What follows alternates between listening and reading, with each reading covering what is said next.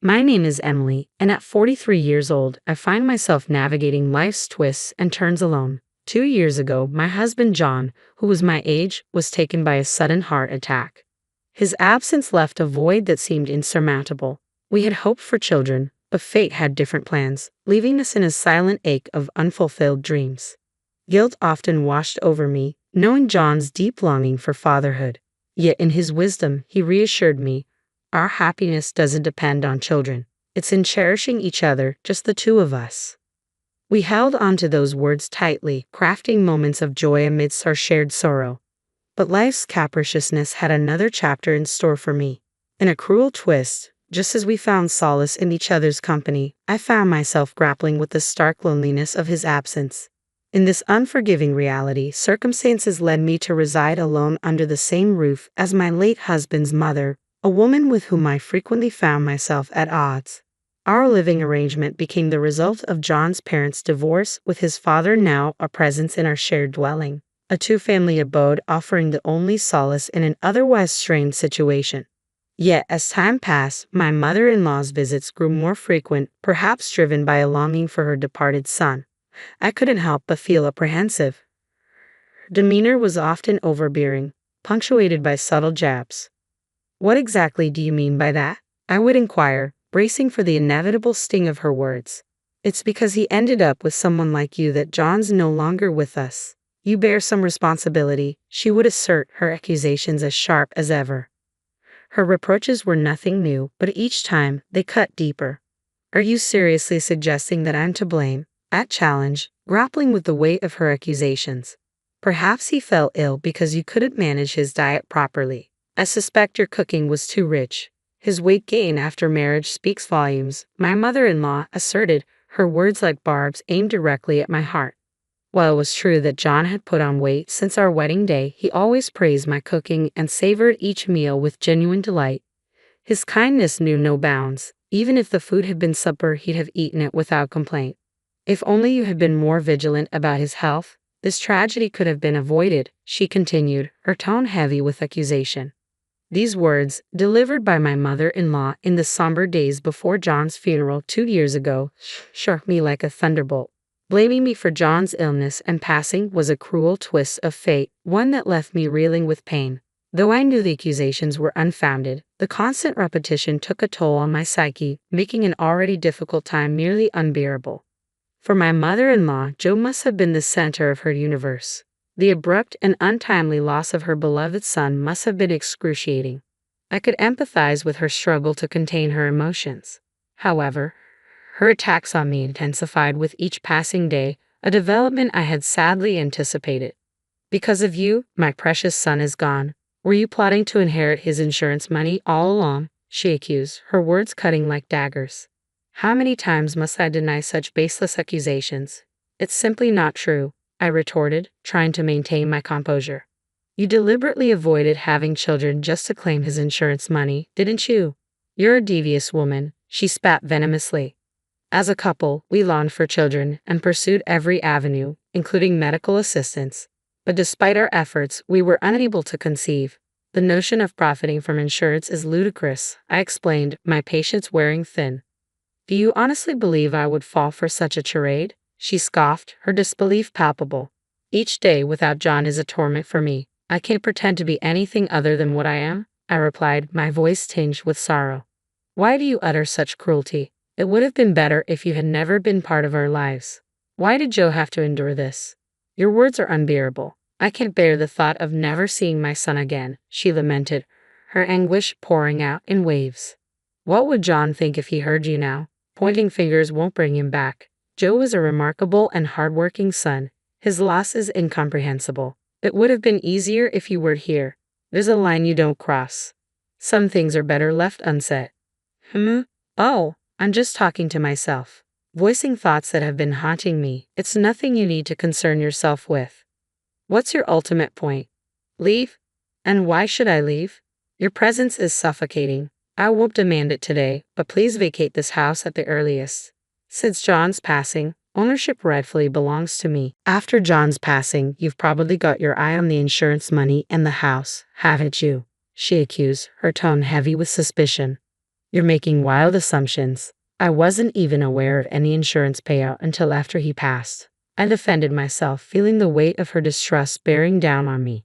Her discovery of the insurance payout seemed to fuel her suspicions, as if she believed I had orchestrated John's death to secure the house and money. No matter how hard I tried to reason with her, she remained steadfast in her mistrust. I felt like I was reaching my breaking point. Living under the same roof was becoming unbearable, each day more mentally draining than the last. The next day, the tension boiled over. You must be living the high life now. No need to worry about work with all that insurance money rolling in. Is that why you're here, to rub it in? She sneered, her words laced with bitterness. It's not fair to twist my words like that. I can't take these constant jabs. I understand you're grieving for John, but it's not right to lash out at me. I miss him just as much and feel the ache of his absence every day, I replied, trying to maintain my composure amidst the storm of accusations. Seriously, spare me the act. You've got it made with the house and money, don't you? Playing the devoted wife role, I see, she sneered, her tone dripping with sarcasm. I won't entertain such accusations. We face our own struggles, particularly with not having children, but I loved John deeply and envisioned a future filled with cherished moments together, I countered, trying to hold onto my dignity amidst her onslaught. It's astounding how you can speak so freely with everything falling into place for you.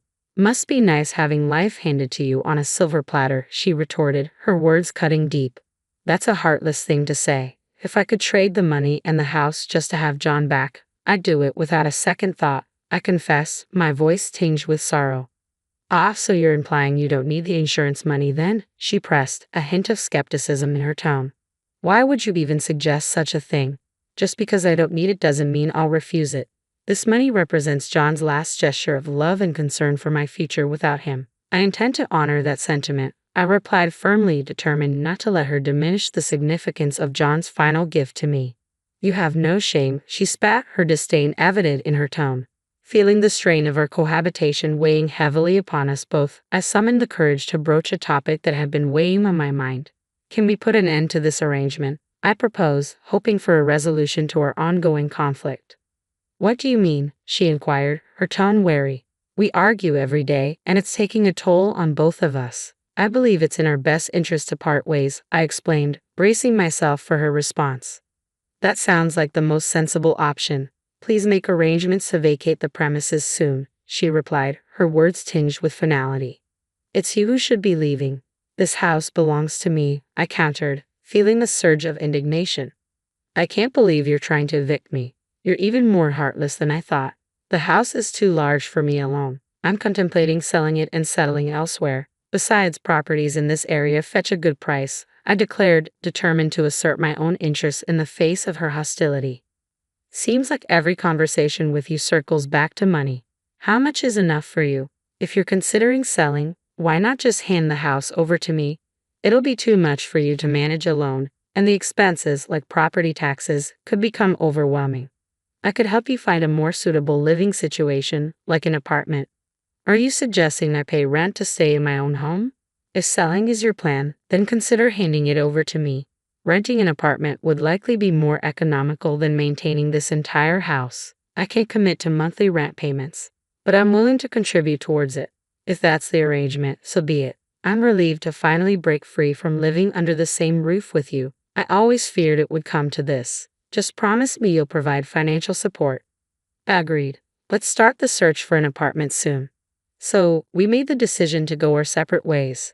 Despite our complicated relationship, my mother-in-law is the mother of my late husband, John. I feel a duty to support her, especially considering her financial struggles. With this in mind, I began the search for a suitable apartment for her. I feel like I've let you down. The diagnosis was a cerebral hemorrhage, but thankfully, it wasn't life-threatening. I spent 2 months in the hospital, including my recovery time. Throughout my stay, my mother-in-law never once came to visit. It was my parents and sister who took turns caring for me. Their unwavering support allowed me to regain almost normalcy in my daily life, with only minor lingering symptoms. And before I knew it, my 2-month hospital stay had passed, and the day of my discharge had arrived. I had initially planned to temporarily stay at my parents' place, but upon returning home to gather my belongings, I was greeted by a startling sight. What? Where's the house? What happened? I exclaimed, unable to comprehend what I was seeing. My mother-in-law appeared as though she had been expecting me. Congratulations on being discharged. I didn't expect you to look so well. It seems there are minimal lingering effects and I can resume my usual routine. I'm relieved to hear that you're doing better. But what happened to the house while I was in the hospital? I inquired, my mind reeling with questions. Well, you see, I sold it for around $150,000, she replied matter-of-factly. What do you mean you sold it without consulting me? I demanded, incredulous. I had a friend who was eager to live in this area. Her husband works nearby, and they needed a place urgently, so I went ahead and sold it, she explained casually. Selling it without even informing me is completely unacceptable, I protested, feeling a surge of anger. It's not that big of a deal. I received an offer right after you were hospitalized. I figured even if you recovered, you might struggle to live independently and could end up in a care facility, so I made the decision on my own. Don't be upset, she said, trying to justify her actions. I can't believe this. Thanks to me finding a buyer, we got $150,000 from selling the house, she added, as though it were a positive outcome. I can't believe it. While I was in the hospital, my mother-in-law sold the house without consulting me. Apparently, their acquaintance had always coveted the land surrounding my house, and my mother-in-law took it upon herself to arrange a private sale, I recounted, feeling a mix of shock and betrayal. Are you seriously considering selling someone's house without their consent and pocketing the proceeds? I questioned, appalled by her audacity. But the house was originally in John's name, wasn't it? She countered, attempting to justify her actions. While that may be true, I fail to see how that concerns you, I replied, growing increasingly frustrated. Anything that belonged to my son John is rightfully mine, she asserted, her tone unyielding. You seem to conveniently interpret things in your favor, but that's not how ownership works, I retorted, feeling exasperated. What exactly are you implying? She challenged. When John passed away, the title of the house transferred to my name, I explained, hoping to clarify the situation. And what's your point? She asked, seemingly unfazed. Selling a house without the owner's consent is bordering on criminal behavior, I stated firmly, unable to hide my disbelief. Please refrain from calling me a criminal, she snapped defensively. Who would have thought you'd consider life as usual after hearing about the cerebral hemorrhage? That doesn't give you the right to sell it, I argued, struggling to contain my frustration. Why the hostile expression? Do you honestly believe you'd win in court? How about we split it 50-50? That way, we each get $75,000, she suggested nonchalantly. It's not about the money, I snapped, feeling my anger rising. Then why are you so upset? While I was hospitalized, she single-handedly sold her house and used the proceeds to purchase a condo for herself. Strangely enough, there was a condo neighboring our old house for sale at around $75,000, and she's currently residing there.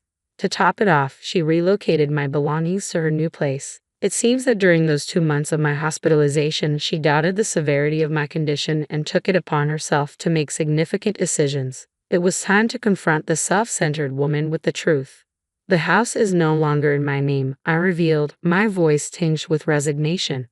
What do you mean? I demanded, struggling to comprehend her actions. I started the process of selling the house while I was in the hospital, she confessed. And what of it? I pressed, my frustration mounting. Due to its prime location, the sale was swiftly arranged. I was meant to handle the paperwork post-discharge, but it's already been finalized, so there's no turning back, she explained matter-of-factly. You must cancel it immediately, I insisted, feeling the surge of urgency. It's my property, so I see no reason to cancel, she countered, her tone firm. You need to explain the situation to your acquaintance and return the $150,000. I urged, hoping she would see reason. What are you suggesting? I've already purchased a condo, she revealed, her response leaving me speechless. So you're only willing to return half of it? I asked, feeling a mix of frustration and disbelief. Then you'll need to sell the apartment you're currently residing in to repay the remaining sum, won't you? I pressed, determined to find a solution. My clients are also considering demolishing the house, so it's convenient for them. I need to proceed with the necessary procedures, so please arrange for the refund promptly, she insisted, her tone resolute. Wait a minute. We're not finished discussing this, I interjected, feeling a sense of urgency.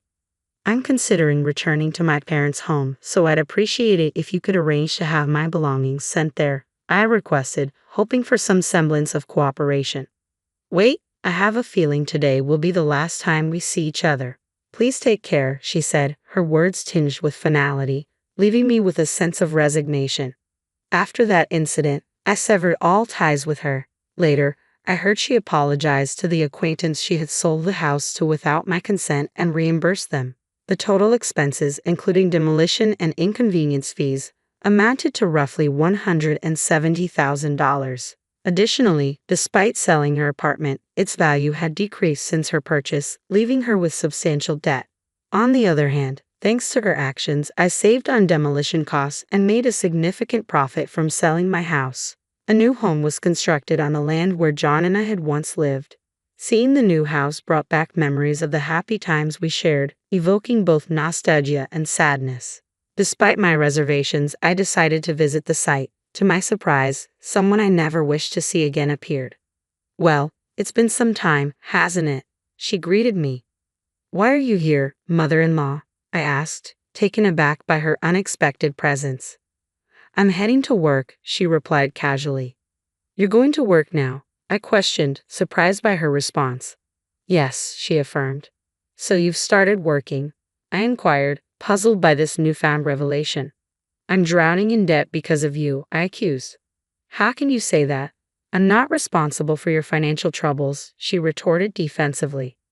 "What happened to the assistance you promised with my apartment?" I pressed. "Our relationship has ended, so any previous agreements are null and void," she replied coldly. "John would be devastated by all of this. I would tell him the same," I stated, my voice tinged with sadness. "What do you mean?" she inquired, her tone softening slightly. "John always prioritized me and treated me with kindness. He was considerate, wasn't he?" I reminisced. "What's your point?" she asked, sensing where the conversation was heading. "You used to blame me every day, saying that John's death was my fault," I reminded her. "And it's the truth. How do you think John would feel if he knew?" She fired back. "Mother-in-law, if it weren't for John, you would be in a much worse situation," I pointed out. "Are you still going to insist on that? Will it change anything?" she challenged, her tone bitter with resentment. "I have no interest in being lectured by you. With all the money you now have, you should take on some of the debt burden. After all, we're still family, aren't we?" she retorted, her tone tinged with bitterness. "I never truly cared for you, but I intended to support you because you're John's beloved mother," I confessed. "Well, that's the least you can do," she replied, her voice laced with expectation. "However, I can't overlook some of the hurtful things you've said and done since my stroke. I can't simply forget the pain caused by your words," I admitted, feeling the weight of unresolved grievances. "That was months ago. It's time to let go of grudges," she insisted, brushing off my concerns. "It's not easy for the person who was wounded by those words to simply move on," I countered, my frustration mounting. "You're quite stubborn, aren't you? Call it what you want," she dismissed, showing no remorse. "I'm no longer involved. By the way, shouldn't you be at work by now?" I redirected the conversation, eager to end the confrontation. "Ah, look at the time. Take care on your way," she responded, avoiding the topic. "If it weren't for you, I'd be enjoying a peaceful retirement," I remarked bitterly. "It sounds like you regret your decisions. Instead of blaming others, perhaps it's time to reflect on your own actions," she suggested, deflecting any responsibility. After expressing my thoughts to her, I walked away from the confrontation. I recounted. "It's only been 2 years since John passed away. Thanks to the financial security he left behind, I've been able to build a stable life. His legacy means everything to me, and I'm determined to honor it wisely.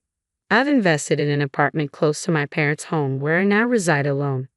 Though I long for John's presence, I take solace in the belief that he watches over me from above. My aim is to lead a long, fulfilling life, cherishing the memories we shared and living for both of us. My ultimate dream is to one day reunite with him in heaven, where we can relive our cherished moments together." My parents banned my disabled 8-year-old daughter from the family reunion, saying she didn't belong. But when I arrived, I saw my sister's 2 kids running around. "They deserve to be here more than your daughter," they said. So I made one call. 30 minutes later, the whole room was in chaos, and they were all on their knees, begging. I smiled, turned around, and walked away. I never thought my life would turn out like this. Sitting in my dimly lit apartment in Chicago, watching my 8-year-old daughter, Lily, sleep peacefully in her bed, I wonder how I ended up here, alone, exhausted, and betrayed by the very people who were supposed to love me the most. My name is Samantha, and I am 36 years old. A widow. A single mother. A woman who spent years trying to please a family that never truly saw me. My story isn't a happy one, but it's real. And if I've learned anything, it's that sometimes the people you trust the most are the ones who hurt you the deepest.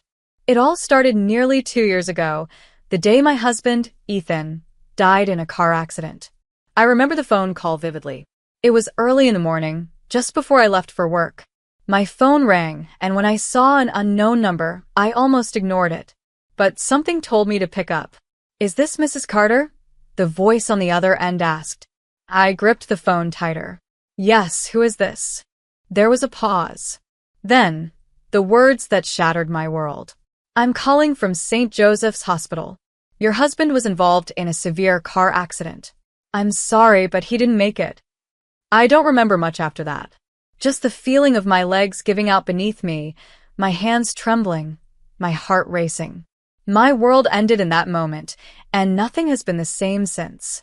The next few months were a blur. Funeral arrangements, paperwork, endless nights of crying. The only thing that kept me going was Lily. She had already been through so much, born with a condition that made movement difficult for her, requiring constant therapy. And now, she had lost her father. I couldn't fall apart. Not for myself, but for her. At first, I thought my parents would step in to support me. But I should have known better. They were too busy doting on my older sister, Olivia, and her 2 children. It had always been like that growing up. Olivia was their golden child, the perfect daughter, the one who could do no wrong. I was just there. "You'll be fine, Samantha. You've always been independent," my mother said dismissively a few days after Ethan's funeral. Fine? I had just lost my husband. My daughter had lost her father. And they expected me to carry on like nothing had happened? The only real support I had came from Margaret and Robert, Ethan's parents. They stepped in where my own family failed me. They picked up Lily from therapy when I had work, helped with groceries, and offered nothing but unconditional love. "You're not alone, sweetheart," Margaret told me one evening while she made dinner in my small kitchen. "We're here for you. Always."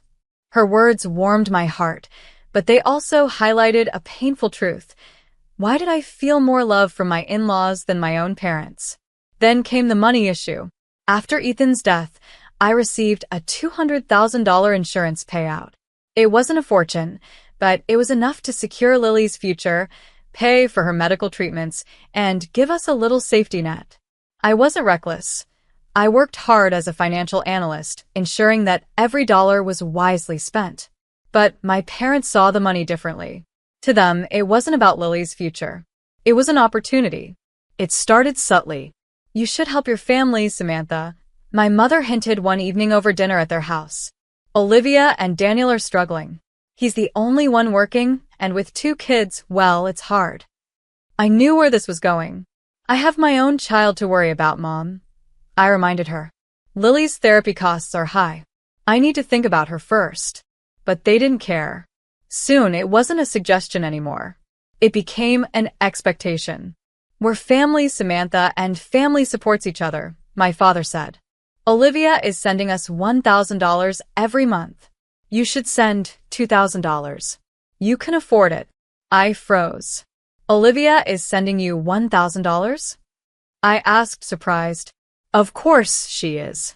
She understands her responsibility," my mother replied with a proud smile. Something about it didn't feel right. Olivia had always been spoiled, always the one receiving, never giving. But I was too drained to argue. And deep down, a part of me still craved their approval. So, like a fool, I agreed. Every month, I sent $2,000 to my parents. I told myself it was for the best, that maybe, just maybe, this would make them see me differently. That maybe they would finally treat me as an equal to Olivia. I was wrong.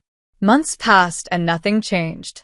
They still ignored Lily, still treated Olivia like a queen, still dismissed my struggles. But the final betrayal was yet to come. A week before our family reunion, my mother called me. "Samantha, darling, we're doing something different this year," she said sweetly. "We're having an adults-only gathering. You should come alone. It will be more sophisticated, just the grown-ups enjoying a nice evening." My heart dropped. "What about Lily?" I asked. A pause. "Oh, well, she can stay with Margaret and Robert. You know how fussy she can get at these things." I swallowed the lump in my throat. Lily wasn't fussy. She was bright, curious, and full of questions. But to them, she wasn't welcome. That night, I sat in Lily's room watching her sleep, my mind racing. I had done everything they wanted. I gave them money, sought their approval, played the role of the good daughter. And still, it wasn't enough. I told myself I would go to the reunion, be polite, and figure out what to do next. But nothing could have prepared me for what I was about to discover that night. And once I did, there would be no turning back. The night of the family reunion, I drove to my parents' house alone, my stomach twisting with unease. I had left Lily with Margaret and Robert, who, as always, had welcomed her with open arms. She was excited about spending the evening with them, baking cookies and watching Christmas movies. I told myself it was for the best. At least she would be with people who truly loved her. But deep inside, I felt sick. I tried to convince myself that maybe, just maybe, my parents had meant no harm. That maybe this adults-only event was exactly what they claimed it to be. I should have known better. As I pulled into the driveway, I noticed the number of cars parked outside. More than usual. My parents' house was lit up, music and laughter spilling out into the cold air. I walked up to the door, took a deep breath, and stepped inside. And then my world tilted. Children. Everywhere. I saw my sister Olivia's 2 kids running around the living room, giggling and chasing each other. Other cousins' children were playing near the fireplace, wearing silly paper crowns and eating cookies.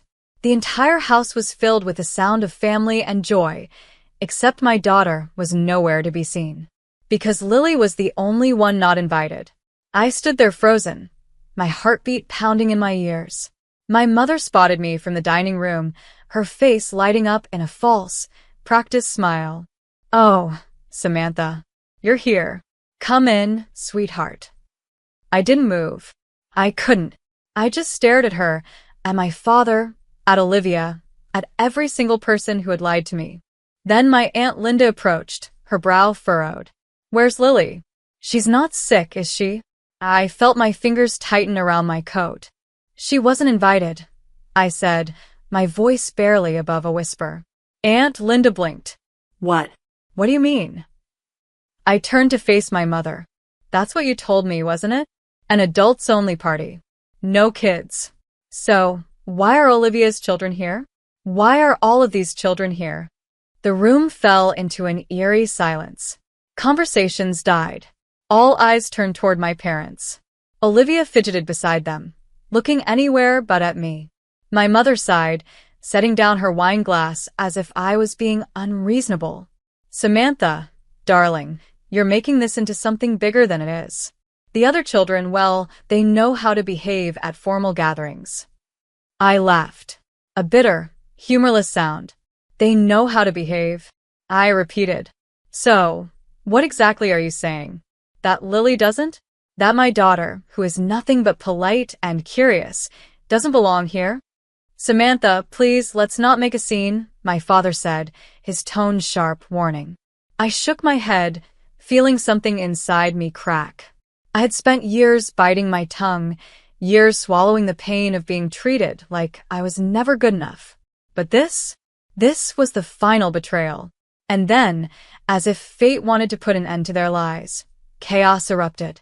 Olivia's youngest son grabbed a handful of deviled eggs and hurled them across the room, hitting his sister right in the chest. She shrieked. The other kids burst into laughter, running wild through the house, knocking over decorations.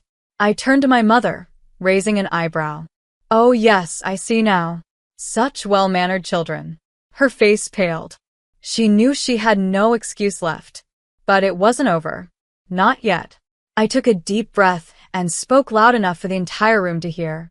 For months, I have been sending my parents $2,000 every single month because they told me that Olivia was contributing $1,000.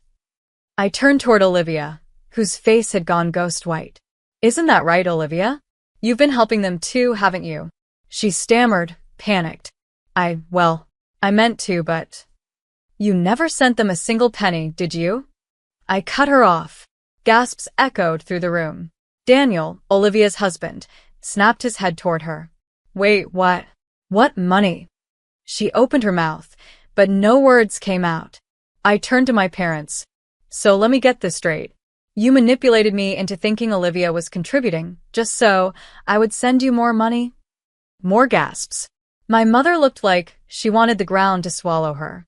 My father clenched his jaw, his face red with embarrassment.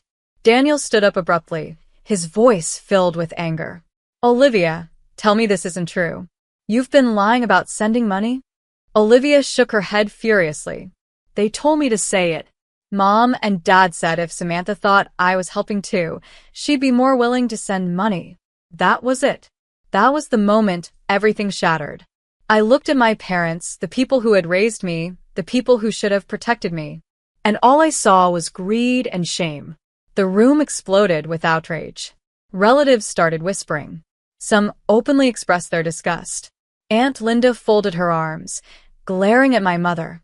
So, you've been treating Samantha like a bank account while excluding her daughter? That's sick. Uncle Henry's wife shook her head. And all this time, we thought Olivia was the generous one. Turns out, Samantha was the only one doing anything for this family. One by one, people began gathering their coats, their purses, their children. I'm not staying in this house another second, Uncle Henry said, shaking his head. A few others muttered in agreement, throwing my parents looks of disgust before heading for the door. But I wasn't done yet. I turned back to my parents. From this moment on, I will no longer be sending you any money, and I will no longer be part of this family. My mother gasped. Samantha, don't be ridiculous. Ridiculous? You lied to me. You manipulated me. You excluded my daughter from her own family. No. I'm done. And with that, I walked to the door, opened it, and stepped out into the cold night. I didn't look back. I didn't care if they called after me. All I knew was that for the first time in my life, I was free. But I also knew this wasn't over yet. They would try to fix this. They would try to pull me back in. And I was ready for whatever came next. I drove home that night with my hands gripping the steering wheel so tightly that my knuckles turned white. The cold Chicago air seeped through the cracks of my car windows, but I barely noticed it. My heart was still racing from what had just happened.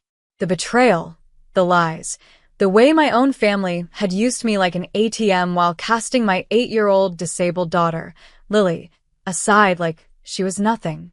I had finally cut them off. I had finally stood up for myself. But why did I still feel that ache in my chest? When I pulled up to Margaret and Robert's house, I took a deep breath before stepping inside. The moment I opened the door, I was greeted by the smell of freshly baked cookies and the warm sound of Lily's laughter. She was sitting at the kitchen table with Margaret, covered in flour, her small hands rolling out dough. Mommy, she squealed when she saw me. She reached for me, her bright eyes filled with joy. We made gingerbread cookies. Want to try one? I forced a smile, swallowing back the emotions threatening to break free. Of course, sweetheart. As I sat down, Robert handed me a cup of tea and gave me a knowing look. Rough night. I let out a long sigh, staring into my cup. Worse than I imagined. Margaret sat down across from me, gently wiping flour from Lily's cheek. Tell us everything. So I did. I told them about the lie my parents had spun about Olivia sending them money, about how they tricked me into paying them $2,000 a month, about how they deliberately excluded Lily from the reunion while letting every other child attend. By the time I finished, Margaret was shaking her head in disbelief, and Robert's jaw was clenched. They've never deserved you, Samantha, Margaret said softly. And they sure as hell don't deserve Lily. I nodded, but there was something else gnawing at me. It's not just about the money, I admitted. I spent my whole life trying to be enough for them. But no matter what I did, it was never enough. Olivia was always the favorite. I kept hoping that if I just did what they wanted, if I just worked harder, they'd finally see me. But they never did. Robert placed a hand on my shoulder. You don't have to prove anything to them anymore. You have a real family right here. I looked at Lily, happily munching on her cookie, unaware of the storm raging in my heart. He was right. Margaret and Robert had done more for me and Lily than my own parents ever had. But just as I was starting to feel some sense of peace, my phone buzzed. It was my mother. I stared at the screen, my hands trembling. She's already calling, I muttered. Margaret raised an eyebrow. Are you going to answer? I exhaled and pressed decline. But she didn't stop. The texts started flooding in. First from my mother, then my father, then Olivia.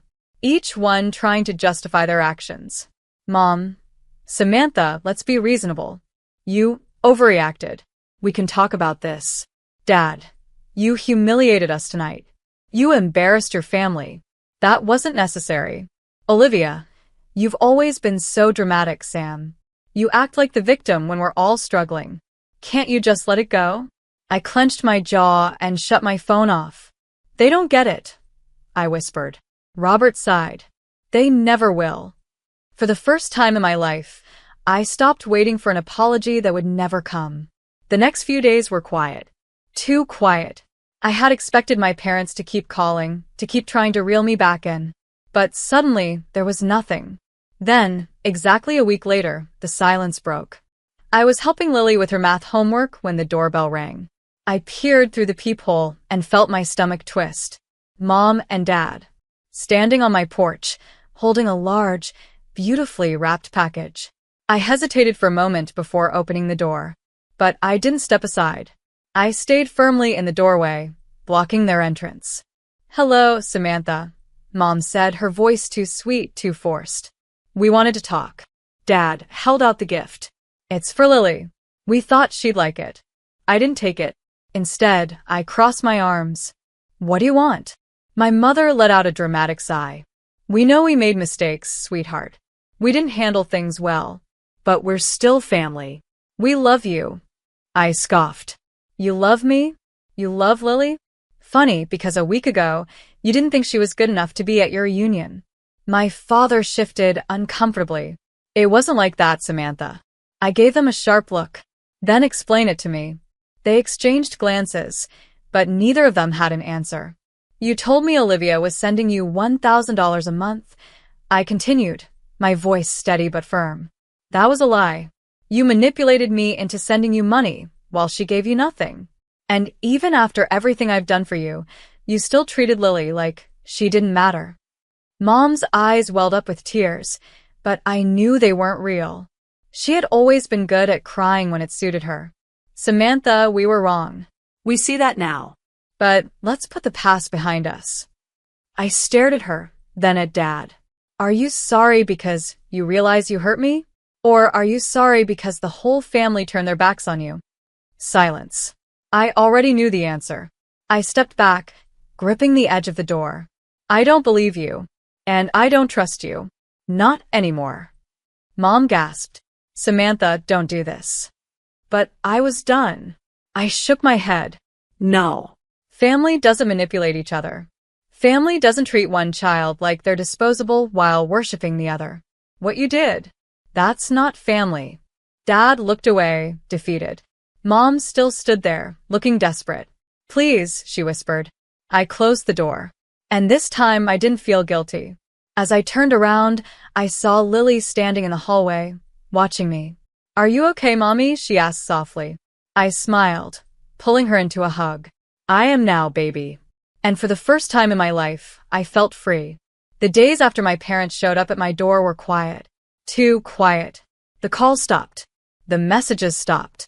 It was like they had disappeared from my life overnight.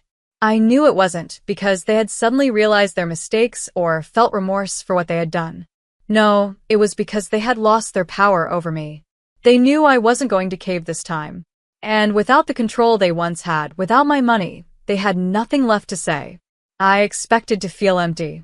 maybe even sad. But I didn't. I felt lighter, like a weight had been lifted off my chest.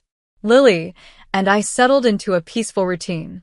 I went to work, picked her up from school, helped her with therapy, and spent our evenings cooking dinner together or watching movies. Margaret and Robert continued to be our safe place, always there when we needed them. They never asked for anything in return, never made me feel like I had to earn their love. One Sunday afternoon, Aunt Linda called. "I just wanted to check in on you," she said. "See how you're holding up." "I'm okay," I told her honestly. "Better than I expected." She hesitated before speaking again. "You might want to hear what happened after you shut the door on your parents." I leaned against the kitchen counter. "What do you mean?" "After you left the reunion, it all fell apart," she said. "People were disgusted. They couldn't believe how your parents treated you, how they used you for money and excluded Lily. Uncle Henry, his wife, and even some of the cousins left immediately. It was like a switch flipped, and suddenly, everyone saw them for who they really were." I stayed quiet, absorbing her words. "But that's not the best part," Aunt Linda continued.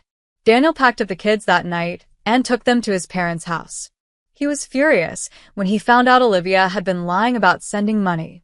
I heard through the grapevine that he's staying there indefinitely, thinking about his marriage." I exhaled slowly. So Olivia's perfect life wasn't so perfect anymore. "Your parents have been trying to do damage control," she added, a hint of amusement in her voice. "Calling family members, trying to spin the story, but no one's buying it. Their golden reputation? It's gone."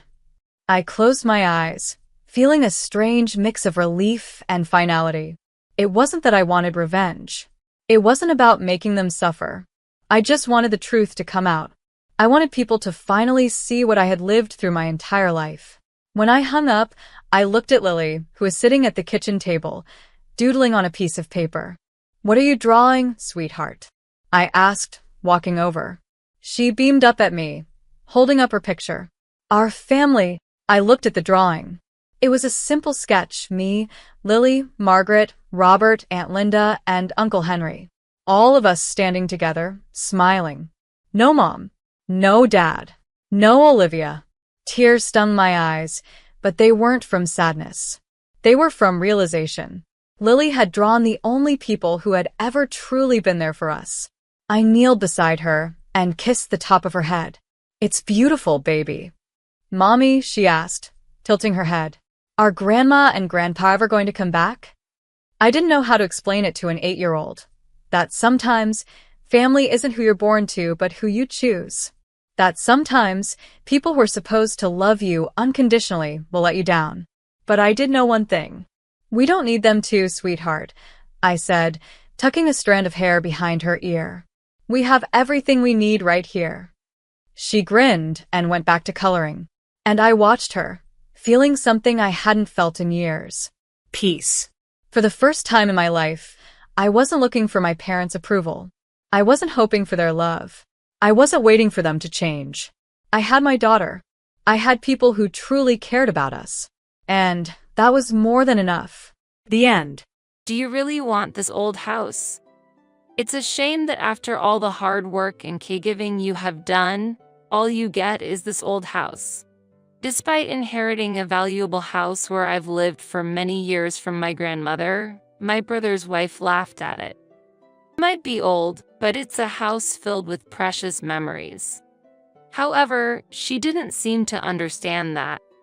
With such an attitude, she might someday lose or damage something important. I'm Claire. I'm 28 years old and unmarried.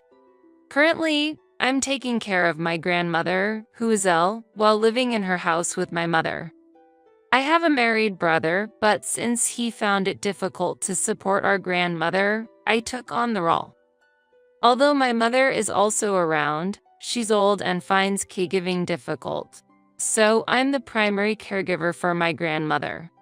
When we were little, our mother got divorced and worked hard to raise us. As a result, my brother and I were mainly raised by our grandmother. I can't abandon her after all she has done for us. Moreover, I am single and have a flexible schedule due to my ability to work from home. My brother's wife doesn't seem very interested in taking care of our family. So I was the most appropriate person to take on this role. Caregiving is challenging. I continue to do it daily as a way of showing gratitude to my beloved grandmother. My days with my grandmother are full of enjoyment, and I don't feel any hardship. However, recently, I've been feeling stressed about something else. It's about the attitude of my brother's wife. My brother does recognize the support he received from our grandmother, and although he can't be involved in her actual care, he often visits us to check on things. But his wife's behavior and words during these visits irritate me. Are you cleaning properly? Look, this room. You haven't cleaned it, have you? Since you're relying on Grandma, make sure you do your part. My brother's wife, to put it positively, is the type to speak her mind out. But from my perspective, she's unpleasant and rude. She visits our house, criticizes me with such an attitude, and often makes sarcastic remarks. I've let a lot of things slide, but the phrase freeloader is hard to accept. Indeed, I am staying at my grandmother's house, but I earn my own living expenses. I receive no financial support from my brother. Yet, his wife accuses me of having an easy life at my grandmother's house. It's incomprehensible to be criticized by her, who doesn't understand the difficulty of working while managing the house and caregiving. I am legitimately working and supporting myself with my income. I haven't touched any of my grandmother's assets. Even when I explained these points to my brother's wife, she ignored my words and provoked me by saying, "Even so, the reason you're caregiving is that you don't have to pay rent, right? Instead of relying on your parents, you're relying on your grandmother, aren't you?"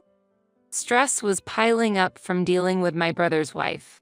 However, I also feel tired every day, and I don't have the energy to deal with her. Knowing that whatever I say would be met with negative responses, I gradually began to ignore her sarcasm. Then she would say, "Oh, you're not talking back? Does your silence mean you agree?" Whether I respond to her or not, my brother's wife, who frequently picks on me, leaves me in disbelief. To be honest, I want to ask my brother not to bring her along, but she's cunning and behaves as such. She never says anything bad to me in front of my brother. The unpleasant words are always thrown at me when it's just her and me. Therefore, my brother, unaware of her true nature, always brings her to our grandmother's house. I did try to have a light conversation about it, but it ended with, "She wouldn't say such awful things. Right? Are you bullying my wife? Nobody likes an annoying sister-in-law. She's making a special effort to get along with you. Try to be friendly." He always took his wife's side. Talking to him only made things worse. Realizing that I couldn't rely on my brother, I decided it was best to have as little to do with his wife as possible. While harboring such feelings, one day, my grandmother's condition suddenly worsened, and she needed to be hospitalized. My brother was busy with work and couldn't find time to visit the hospital. As a result, my mother and I ended up taking care of my grandmother. My mother's health wasn't good either due to past overwork, so it was difficult for her to go to the hospital every day. Therefore, I was the one who went to the hospital daily, checking on and caring for my grandmother. After a month of such a life, my grandmother quietly passed away. It was sudden, but I was somewhat prepared, knowing her condition was serious. However, it was difficult for me to accept her death, having spent my childhood with her and being with her until her last moment. While devastated by this harsh reality, I informed my mother and brother of our grandmother's death. Then, unexpectedly, my brother's wife came to see me. My brother was delayed due to work reasons, so his wife came to me first. Could it be that she was concerned about me in such a situation? I couldn't believe it given her past attitude, but I thought for a moment that she might have some humanity. While feeling grateful for her visit, I expressed my thanks, but her response was unexpected. "If you have time to grieve, hurry up and finish the funeral and inheritance procedures. Unlike you, your brother's busy with work. Don't give us any extra trouble." Instead of a warm-hearted sentiment or comfort, she seemed to have come to urge the progression of the inheritance and funeral arrangements. Of course, this is the kind of person she is. I was surprised to find out again that my brother's wife was such a heartless and self-centered person. Despite my grief, she started to rush the funeral arrangements. I certainly appreciated the fact that she came to help in place of my brother, but I wasn't in a position to be ordered around by her, especially when she has been keeping her distance from our family until now. Though I felt dissatisfactions in my heart, I continued to endure, not wanting to cause a conflict right after my grandmother's death. When my brother finally appeared, his wife quieted down for a while. However, as soon as she was out of his sight, her usual sarcasms toward me didn't stop. Amidst my desire to properly process my grandmother's passing, her behavior infuriated me. Additionally, she had a talent for making insensitive remarks. "Your grandmother lived too long. Did she end up using all her assets? After all that, how much inheritance will we get?"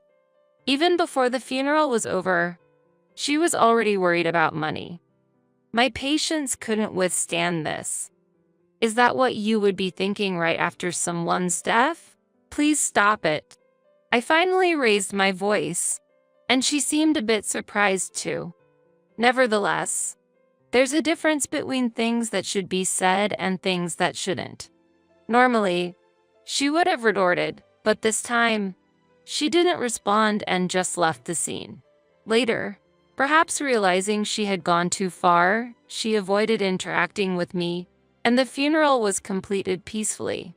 At that point, my mental state also began to stabilize. I hadn't completely overcome the shock, but I vowed in my heart that it was pointless to dwell on the past. I returned to the house where I had lived with my grandmother and began to sort through her belongings alone. While organizing what inheritance should be claimed and what needed to be dealt with, my brother and his wife visited. "I'll help to sort out her belongings," my brother offered. There were many items, so I was grateful for the help. However, his wife, yet again, focused only on discussing assets and money. While sorting through our grandmother's belongings, it might be understandable to discuss inheritance. I didn't argue with her at that time, but even my brother seemed slightly puzzled by her attitude. As we continued to sort out her things and progressed with the inheritance procedures, it became clear that what our grandmother left behind was her house and some money. At that moment, my brother's wife quickly said, "We'll take the money. This house isn't suitable as a place for us to live, so you should inherit the house and take care of it." Perhaps the house, clearly showing its age, didn't appear valuable in her eyes. I sensed from her attitude that choosing money was more beneficial to her. My brother seemed slightly perplexed by her argument but ultimately chose money over the house. Understanding their intentions, I calmly decided to inherit the house. As the conversation wound down, my brother and his wife began preparing to leave. "Thanks for helping out," I said as I saw them off at the entrance. Just as they were leaving, my brother's wife whispered in my ear, "What a pity that only this old house was left. Haha. Smart, so I got that cash. Was taking care of your grandmother even worth it?" She left with these sarcastic words. She looked down on me until the very end. I vowed in my heart that day I could not forgive her. No matter what happens, I will never forgive her. In the following months, I continued to live with my mother in the same house. It felt quiet without my grandmother. On a particular day, my mother was away on a trip with her friends, which added to the stillness within the house. As dinner time approached and I was about to head to the kitchen, the doorbell rang. Who all'd it be? With that question in mind, I headed to the entrance, where I found my brother's wife standing alone. My brother was not there. She had come alone. "Good evening. Is something wrong?" I asked in surprise, opening the door to find her already stepping inside. "Hey, why did you keep it a secret? This house is amazing," she exclaimed loudly, inspecting every corner of the room. "You're really calculating, aren't you? You knew this would happen. That's why you chose to inherit the house." Her words were always laced with criticism towards me. Perhaps she was surprised by the transformation of my grandmother's house. From that surprise, she directed her grievances at me. In truth, after my grandmother passed away, I earnestly renovated the house. Recently, more and more people have been customizing and renovating homes themselves. I was also interested in this trend and, though a beginner, decided to give it a try. Fortunately, a friend who worked in construction lived nearby. With his support, I was able to finish the house to my liking. This house was something my grandmother was proud of. When she was alive, she used to say with a smile, "Grandpa was particular, so the carpenter chose and used good quality wood for this house." My grandfather had a particular preference for wood, and his acquaintances at the construction company were highly praised for their skills. I respected my grandparents' wishes and went on to renovate the house. The renovated house looked like luxurious accommodation. While incorporating modern design, it maintained the presence of my grandparents. This house, which my grandmother cherished, also became a valuable place for me. Hearing about it, my brother's wife suddenly came to visit. After looking around the house, she made an unexpected remark. "You have a great taste to renovate the house like this. We'll take this house as our inheritance." Wasn't the inheritance issue already settled? Now, she's suddenly demanding to inherit the house? I struggled to understand what she was saying. Surprised, I couldn't respond to her. She then said assertively, "Listen, we've decided. We'll exchange our current house for this house. This house will be my husband's inheritance. You agree, right?" She was pressuring me as usual. "There shouldn't be any objections because it's an exchange," she insisted. "We'll start moving immediately. Sort out your belongings and leave soon." My brother's wife repeatedly said to leave as if she had gone mad. I reiterated the facts about the inheritance, but she seemed to intentionally ignore them. Her determination was clear. She wouldn't budge no matter how much I tried to persuade her. She believed that not yielding would make her point. It was obvious that arguing with her was pointless. Deciding that further dialogue was impossible, I chose to temporarily retreat. "Understood. Then, I'll leave this house." After conveying this to her, I started organizing my things. "You finally understand. Please hurry." Relieved that I was complying with her, she smiled at me. Ignoring her smug expression, I pretended to collect my belongings and walked to the garden shed. From there, I took the tools used during the renovation and headed back inside where my brother's wife was waiting. Seeing me holding the tools, she was momentarily surprised, but soon urged me to hurry. "You can move those tools later. Just clear the room for now." Responding to her, I said, "I understand. I simply needed these to collect my personal belongings," and slammed the tools into the large living room wall. My sister-in-law looked shocked, unable to grasp what was happening. Ignoring her astonishment, I began removing the wall materials. At that moment, my brother's wife screamed in shock. Seeing me destroying the house, she attacked me in fear, raising her voice. "Wait, you! What are you planning? What are you trying to do?" She raised her voice, desperate to stop what I was doing. While holding her back with the tool, I explained, "All the materials for the house renovation were paid for by me. They are my belongings, so I will collect them all." "That's not what I meant. Stop the destruction." She continued to raise her voice but didn't come closer to me. Ignoring her cries, I continued to strip off the wall components. As I was about to start working on the floor with my tools raised, my brother appeared. I had called him immediately when I had left my sister-in-law alone to fetch the tools. "What's going on?" I could hear loud voices from all the way outside. Entering the room, my brother was astonished to see the state of the living room. What happened to both of you?" He must have been greatly surprised to see the damaged room, me holding a tool, and his wife crying next to him.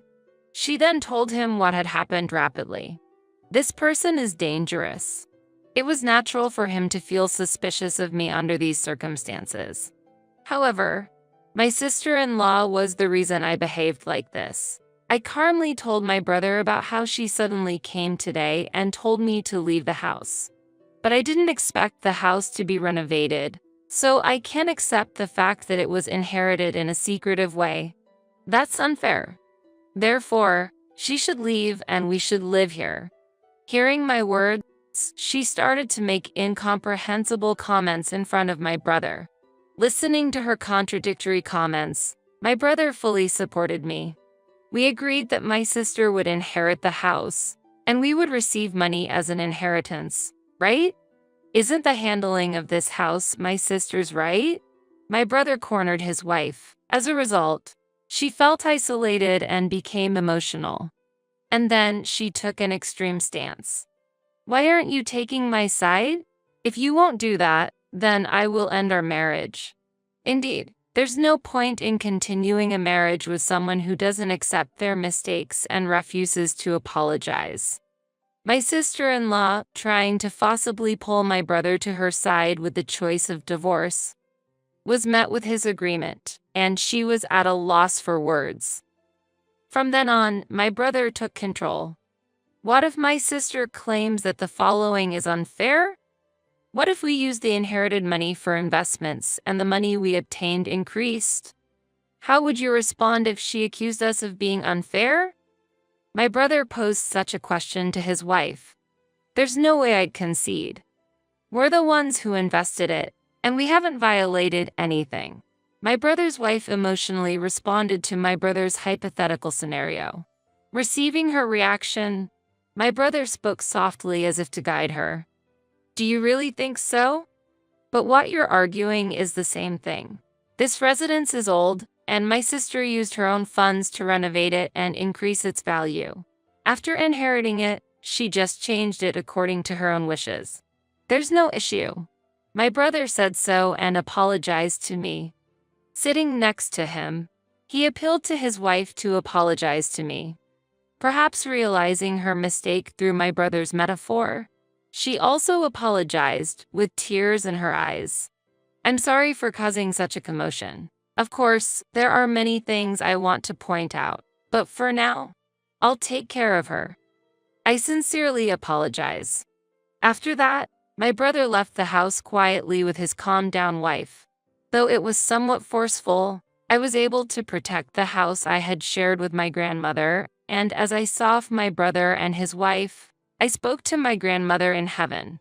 "I got a bit too excited and damaged your beloved house, Grandma. I'll touch it up until it's beautiful again, so please forgive me, Grandma. I'll take good care of this house from now on.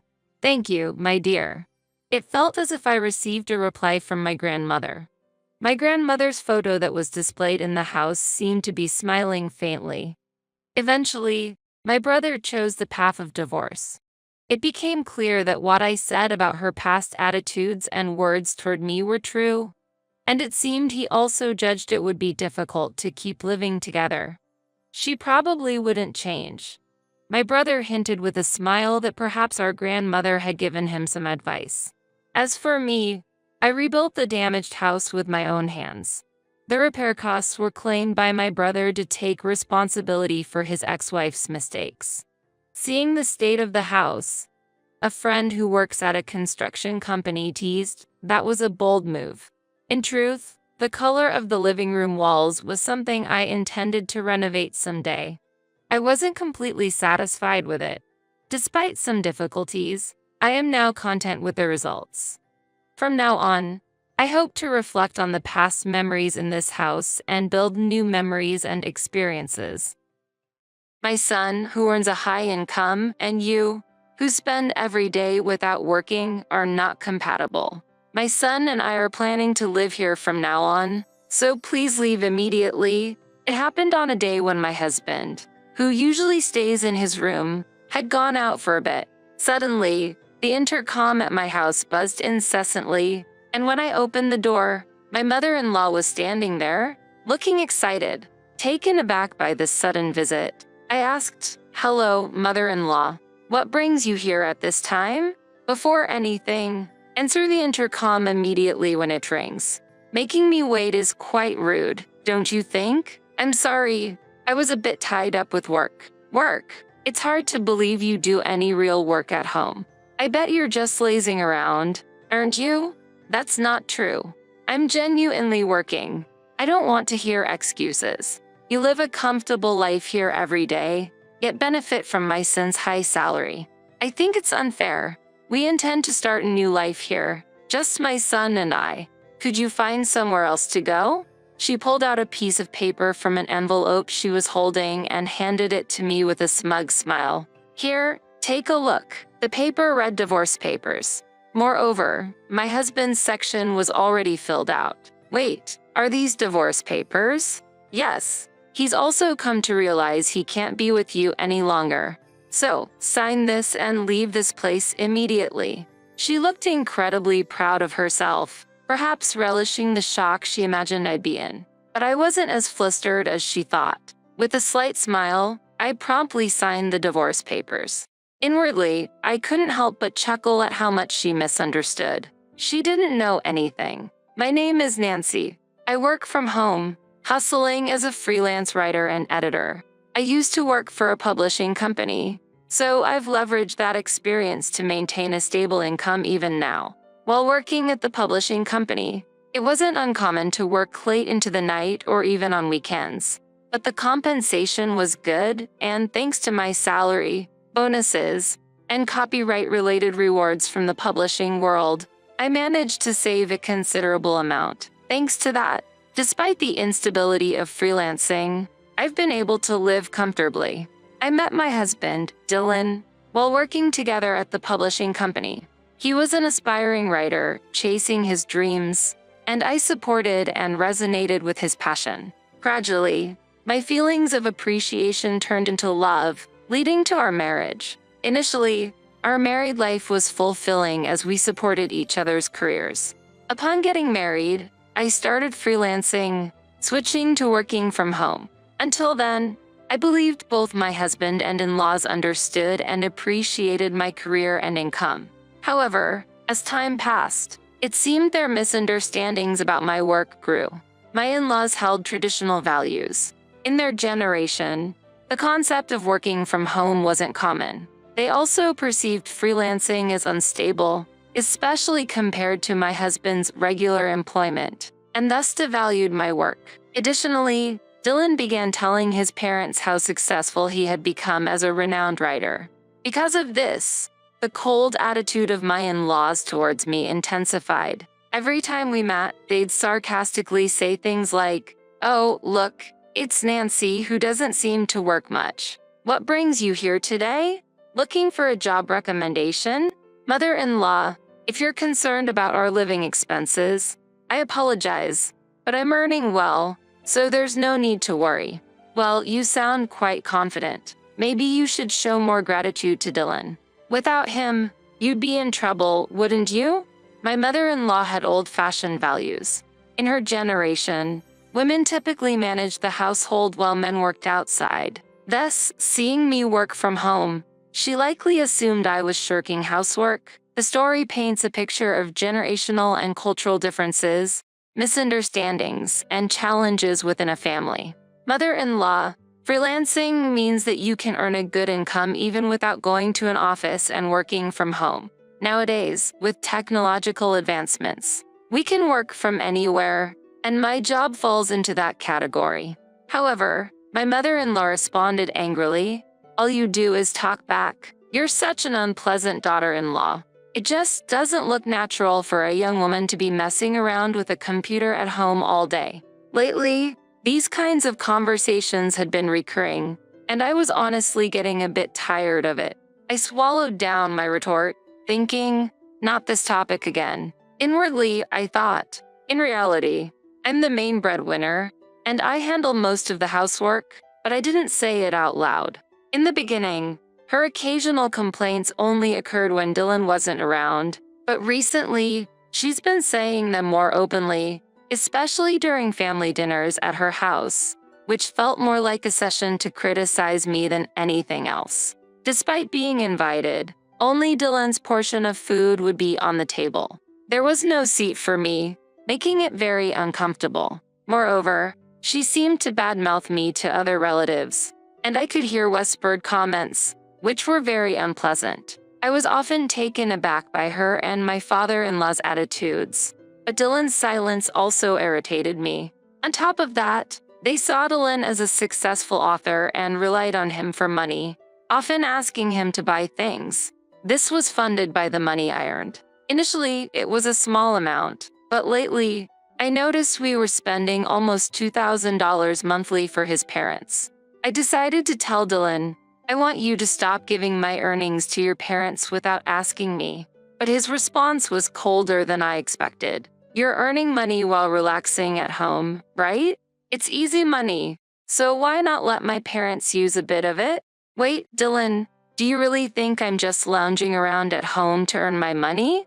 I couldn't hide my shock at his words. It felt like the last straw. I felt betrayed, confused, and sad. Even though there were challenges with his parents and our differing backgrounds, I believed Dylan was on my side, which helped me persevere. That reassurance was shattered by his words. Dylan, who I thought understood my feelings and efforts, ended up joining those who mocked me behind my back. I remembered our first date when he passionately talked about his work, shared dreams, and values. I was drawn to his enthusiasm and sincerity. But lately, he seemed to have forgotten his dreams and passion and spent his days aimlessly, often engrossed in games. And that figure was completely different from the person he was when we first met. Games aren't bad in themselves, but his obsession made him neglect his passion for writing, which saddened and angered me. I started questioning if I should continue my future with Dylan. If my relationship with Dylan continued, what would become of my life? Even when I tried to imagine a future with him, I could only see a bleak future. Thus, I decided to divorce him and secretly began looking for a new place to live. I searched online for apartments suitable for singles and visited a few properties for viewing.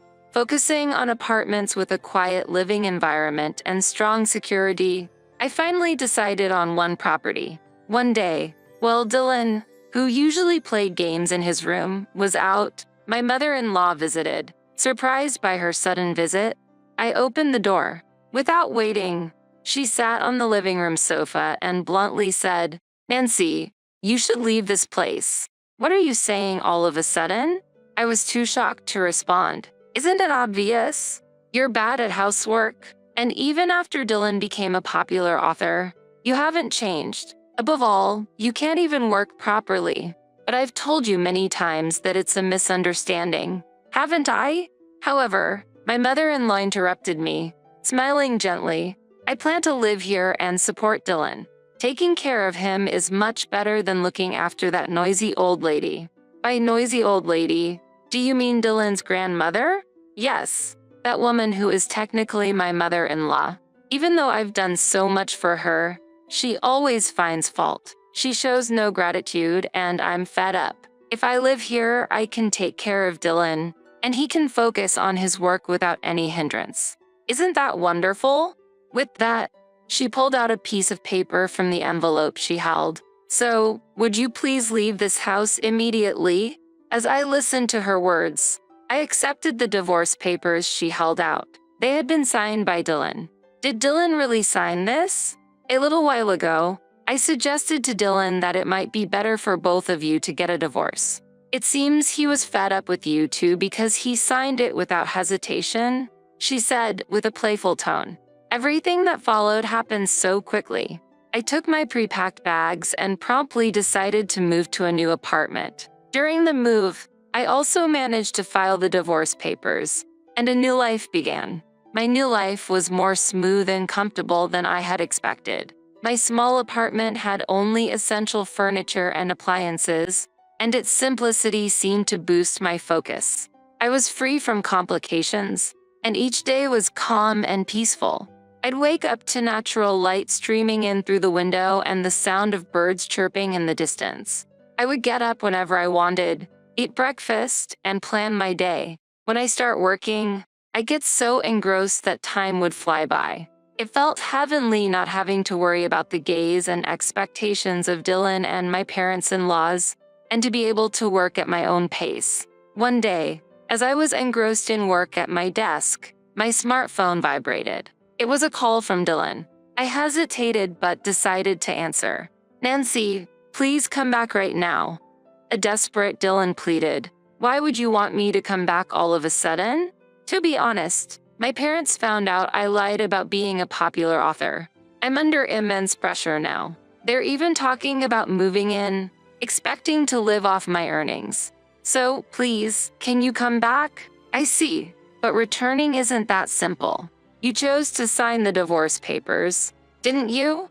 So did I. We're not on the same path anymore. So deal with your issues yourself. It's none of my business. His voice was a mix of desperation and sadness. But I believe we should be together. Please come back. Firmly, I responded, "We've chosen different lives now." I could hear Dylan taking a deep breath on the other end. "I understand, but since the divorce, there have been many troubles, and it's costing me a lot. I need assistance with expenses like the care fees for our parents and compensations for the chaos it caused. Why are you suddenly talking about this? I think your decisions played a part in ruining all of my plans. How dare you? Remember when we were married how you and your parents mocked me? I didn't want to say this, but now you seem like an enemy. Your financial troubles arise because you don't work properly. Find another way to sort it out. I wish you wouldn't rely on me for everything." With that, I ended the call. Despite numerous subsequent calls from Dylan, I blocked him and changed my number. A few months later, I happened to pass by where his house used to be. Instead of his house, there was now just an empty land. A nearby resident told me about the recent disputes at his place, with police getting involved at times. The neighbor's words seemed to contain all the emotions of the situation. As she said, "You must have gone through a lot, too. There must have been a lot of turmoil leading to the loss of his house." I stood there for a while, reflecting on our past. The unexpected outcome might be some kind of karma. Dylan's little lie had had such a significant impact, more unbelievable than any story he might have written. From then on, I pledged to myself to live honestly, expressing my feelings and thoughts without lies or pretense. No matter how challenging things get, I recognize the importance of conveying the truth and cherishing genuine feelings. From now on, you will take care of my mom and sister with me. If you don't like it, let's break up, Phil suddenly declared. Why do I have to leave the house? I couldn't agree with Phil's sudden proposal. My sister-in-law, Julia, is a real troublemaker. Living with her would be unbearable for me. I tried to prevent this move-in plan, but Phil wouldn't listen, and eventually, he threatened me with divorce. But I wasn't prepared to give up so easily. I intended to find his weakness and turn the situation around. If he thought he could keep his secrets from me, he was gravely mistaken. I am Mandy Reynolds, a working housewife in her second year of marriage, aged 38. We currently don't have children, but I wish we had. After graduating from vocational school, I worked full-time at a general hospital but reduced my hours for fertility treatments. Now, I work only in the mornings at a local clinic, worrying about fertility treatments and my husband, Phil, in my personal life. I was attracted to Phil's skills and character as an insurance salesman, which eventually led to us getting married. We both shared a strong desire to have children soon. It would be wonderful to have a house filled with children's laughter. I've always wanted children, but I had to consider my age. Why are you so down? It will eventually be possible. Phil seemed to think children would come without effort, but it wasn't that simple. After 2 years, there was still no sign of pregnancy. I tried discussing fertility treatments with Phil, but his response was unexpected. Do we really need to go to the hospital? Celebrities over 40 give birth normally. Why not leave it to nature? I want to do everything possible. You said you wanted children too, right? It's not like we're sick, right? And it costs money, doesn't it?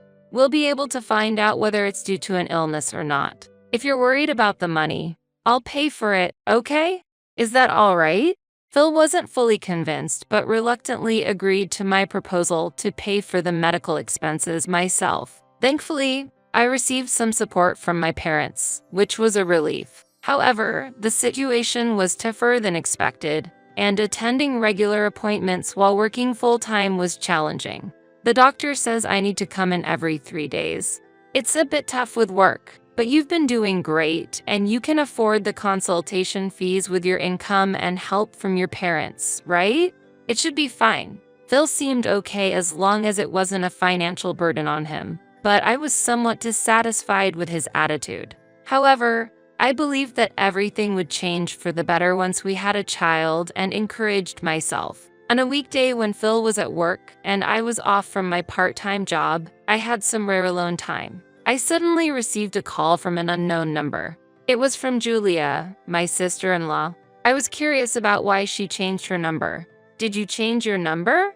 I was surprised to get a call from an unknown number. A lot has happened. By the way, can I stop by? Is Phil at work? Phil isn't here today as it's a weekday, but I'm off. What time will you arrive? However, Julia started talking without paying attention to my question. Mandy, I have a lot to talk about. Let's have a thorough girls' talk. I only asked her about her arrival time, but I didn't get a specific answer. In the end, Julia arrived just as I had finished a few bites of my lunch. So, I hurriedly put away the rest of the lunch in the fridge, muttering to myself, "Welcome. If you had told me your arrival time, I would have prepared lunch for you. I haven't had lunch yet. I'm starving. Is that so? Shall I make something for you?"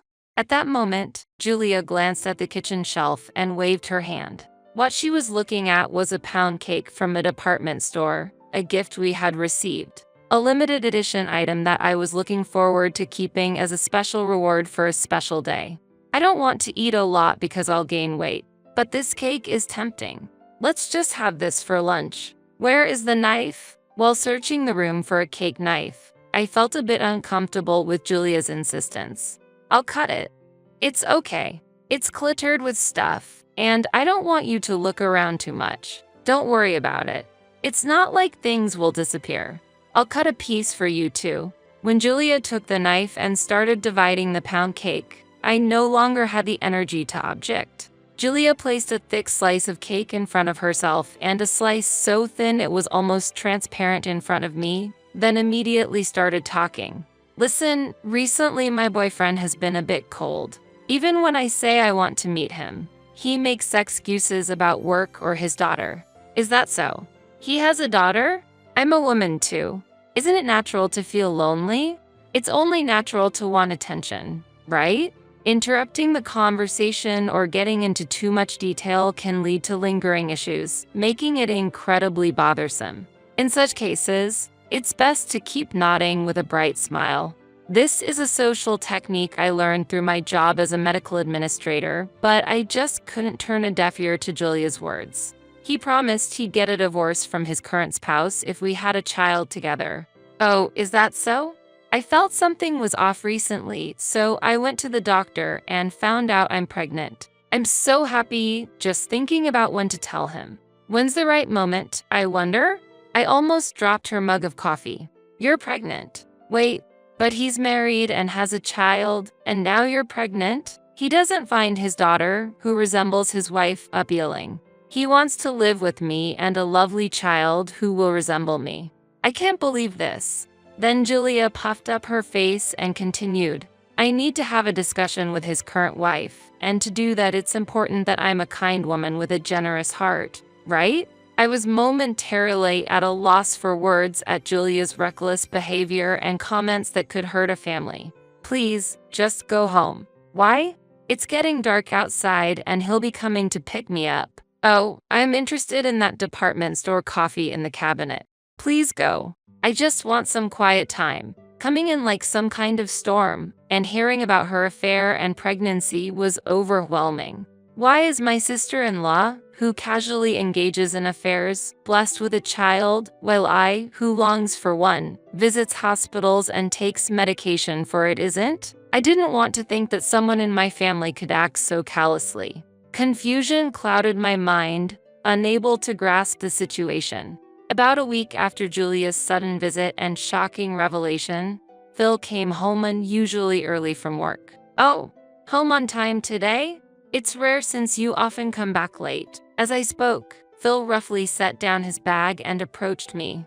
I heard from Julia. You said some terrible things to her? What terrible things? She did come over, but I didn't say anything terrible. While responding, I realized he might be referring to the affair and pregnancy, but it was too late. Julia called me crying the night before last. As her brother, I can't just watch her cry. But isn't it unreasonable to say nothing when someone is engaging in morally wrong actions? What are you saying? Are you saying my sister did something immoral? Say it clearly. Affairs and pregnancies were delicate issues, not something easily discussed with a husband, and such matters should be conveyed by the parties involved. One should not intervene rashly. Phil continued his one-sided accusations while I remained silent. Probably just hormonal and taking it out on others, right? You always get emotional so quickly. I wanted to retort, who is being emotional here? But in this situation, Phil wouldn't listen to anything. Caught up in playing the heroic role of protecting his troubled sister, I feel sorry for Julia. Make sure you apologize to her. I couldn't fathom why I should apologize. However, not wanting to exacerbate the issue, I reluctantly apologized. I did apologize later, but the mood was sour and we couldn't have a proper conversation. The next day, as if nothing had happened, phone calls and messages started coming in again. The frequency of her messaging increased, becoming somewhat burdensome. It was difficult to reply during work, but ignoring her would result in complaints to Phil, adding to the hassle. Reluctantly, I responded briefly and engaged in the conversation, but I wanted to avoid her bragging about affairs regardless of the time of day or night. Despite trying to discuss Julia's matters with Phil several times, it was to no avail. You are essentially a housewife now, so you should be able to handle conversations with Julia. Or are you maybe jealous that she got pregnant first? Not at all. I'm busy too. Receiving messages that require immediate responses at night leads to sleep deprivation. Sleep deprivation? Julia is happy she can talk to you. She didn't expect to find someone so easy to talk to. Just listen to her for a bit. It seemed impossible to get Phil to understand. Despite my worries, the continuous messages from Julia remained a nuisance. However, I would later realize how naive I was to express my frustrations through phone calls and emails. About 2 months after I brought up Julia's matters to Phil, as the seasons changed and I considered switching to autumn clothes, the doorbell rang. Had I ordered something? As I headed to the entrance, an unexpected sight greeted me. Boxes piled up as if they were part of a move were being brought into the house. They were addressed to Phil, likely work-related items. But since their arrival, there had been no contact from Phil, and he hadn't returned home. Would have been nice to have prior notice. 3 days after not hearing a single word from Phil, he returned late at night, as if nothing had happened. Hey, I'm back. No welcome? I'm trying to sleep. It's 1 a.m. Can you keep it down? Oh, you don't like that I'm back? He was clearly aggressive, likely due to the alcohol. Approaching me, he stumbled over the large boxes and fell heavily. Hey, what's with these boxes? You should have sorted them out. These are all addressed to you. I can't just open them without your permission. Are you talking back to me? Anyways, you should take care of these. I was stunned by Phil's statement. What do you mean? I should handle them? Just as I said. These belong to Julia and my mom. Mostly Julia's stuff, though. Wait, why are Julia's and your mother's belongings being sent here? Phil began to explain cheerfully, as if a long-awaited plan was coming to fruition. It's all for my dear sister. She's currently renting and her lease is up for renewal. With talks of moving in with her boyfriend or getting married soon, I need to take care of her a bit. I wasn't aware of such plans. I'm about to be promoted to assistant manager, so my salary will increase. It's all good. Having had little contact with Phil's family since our marriage 2 years ago, this new development was bewildering. You said you weren't getting along with your parents and were estranged, right? Yeah, family felt bothersome for a while. But now, with the promotion and pay raise, it's the perfect opportunity to give back to my parents and sister.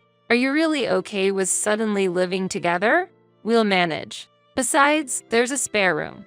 If we convert your room into storage space, there should be plenty of room for 4 people to live comfortably. Don't see a problem, do you? His attitude assumed everything would go smoothly, but I was far from convinced. Moreover, Phil's offer to support Julia before her marriage made me wonder how much he understood our conversations. The information I received was quite different, leaving me anxious. From now on, you will take care of my mom and sister with me. If you don't like it, let's break up, Phil suddenly declared. It's difficult to respond to such a sudden request. Even if it's for a short period, I prefer to avoid living together. Then we have no choice but to get a divorce, and I'll leave. Then go ahead and try? But I couldn't just leave immediately. I needed to prepare as much as possible in this house first. I needed to see Phil struggling. So, I started by organizing Phil's belongings.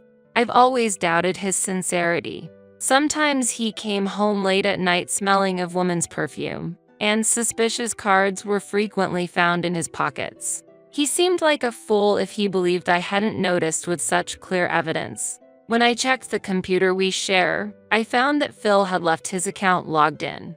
I was able to go through his emails, and eventually, I was able to confirm his affair. Sugary sweet messages were lined up. The sender was a woman's name. Further investigation revealed newsletters and reservation confirmations from a hotel. It appeared he had visited every Wednesday and Friday.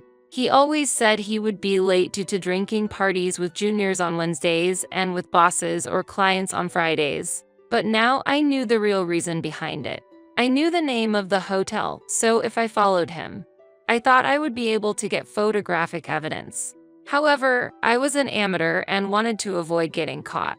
I had to devise a plan to obtain solid evidence through surveillance.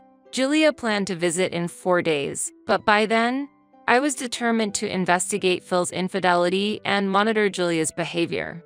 Phil misunderstood Julia as the unfortunate heroine, but that was all just a misunderstanding. She was just a cheater, scheming to stay until she could secure getting married. So, I had to prepare for any future events by gathering as much advantageous information as possible. With these thoughts, I continued to gather information on social media.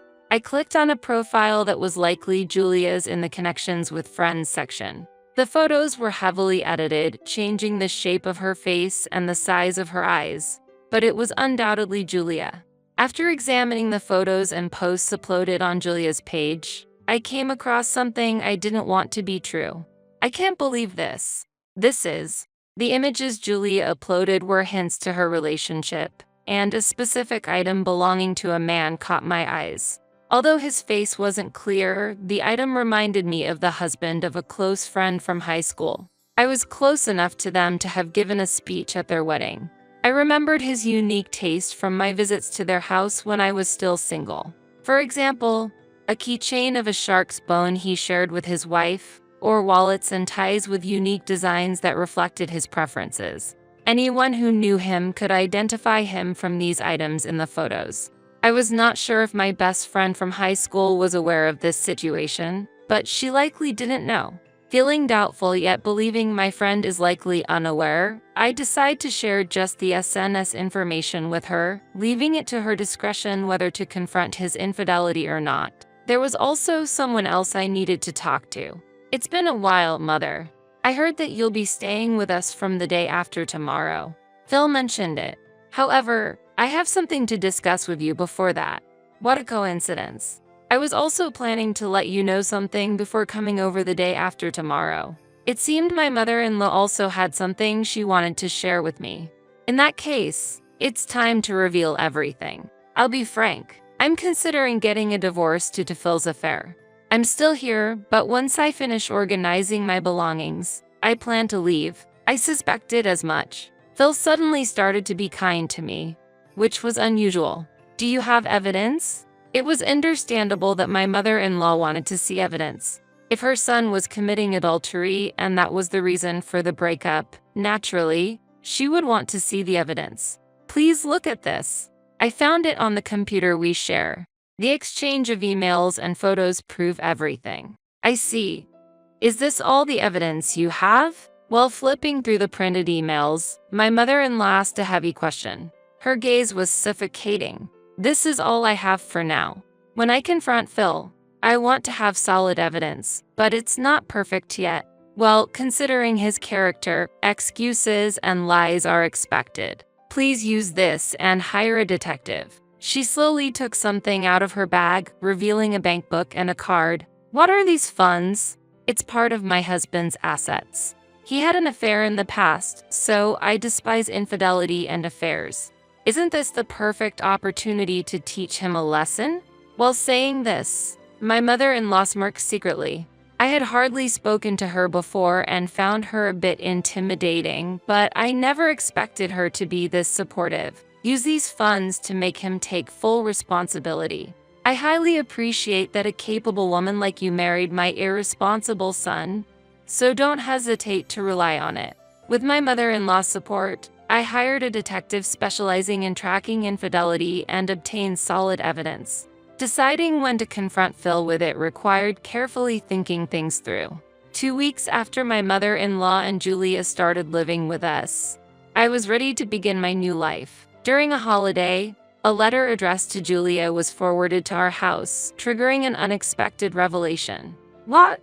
I can't pay $30,000 at once. Weren't you planning on getting married soon?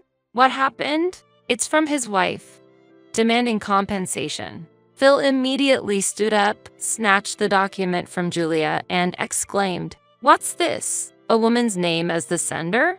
It must be fake, slander, or harassment." Somehow, Phil seemed to believe Julia was completely innocent. Meanwhile, my mother-in-law seemed utterly unaware of the situation. The beloved boyfriend Julia mentioned before is my best friend's husband. You were pregnant, and if the baby was born, he was going to leave his wife and marry you, right? Were you really planning to do that? Was that all a lie? I can't believe it. Trying to destroy someone else's family. While saying this, Julia started to tearfully insist on her innocence. But the relationship with his wife was already strained, and they were on the brink of divorce. He said he wanted to raise our child together, that he wanted our baby. Their relationship was already over, right? So it's not adultery or an affair, and there's no reason for compensation. Look, this must be some kind of prank. Julia has always been the target of jealousy and envy. Feeling it was time to speak up, I broached the subject with Phil. So, you're saying infidelity and affairs are not a problem? Yeah, it's part of being a man, and constantly dealing with compensation and lawyers seems excessive. Just overlook it. I spread the photos taken by the detective across the table. The person in these images is unmistakably you, Phil, right? According to the research, you were having an affair with a woman called Sarah, your business partner. Please stop belittling people. Disregarding my rage, Phil still managed a light laugh. I've said it before, but this is a man's pride. If you can't understand this, social life will be difficult. That's enough. My intention to divorce is firm, and the responsibility lies with you, Phil. Of course, I'll be demanding compensation as well. Wait a minute. That's unacceptable, right? What's this about compensation? Calm down a bit. While this was happening, my mother-in-law raised her voice in anger. I've been listening to all this nonsense all this time, and there's no saving Phil or Julia. I never thought my own children would have such a rotten personality. I'm disappointed. Wait, I don't have that kind of money. Mom, please pay for it. Think of it as the college tuition I never used. No matter what excuse you have, I won't be convinced, so just give up. As my mother-in-law and Julia were arguing, Phil turned to me, seeking clarification. You're not seriously considering divorce and compensation, right? You still love me, don't you? What are you talking about? You cheated on me, made unilateral decisions, and who was it that threatened divorce if I didn't accept living with your mother and Julia? All of a sudden, Phil started to cry hearing my response. My meeting with Sarah was fate, true love. What we had was a completely different kind of love. You understand, right? You'll support our love, won't you? I wasn't able to understand you from the start, and I have no intention to do now either. I've finished packing, so I'm leaving this place. Are you really going to leave? What am I supposed to do? I looked down at Phil, who was pitifully pleading at my feet, and declared my final decision. I don't care.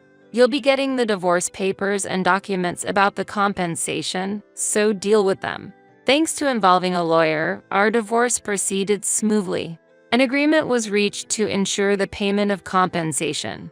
Although my mother-in-law lost her husband, she was healthy both mentally and physically and has started living alone for the first time in her life. She seemed to be leading a fulfilling life with her hobbies and training every day.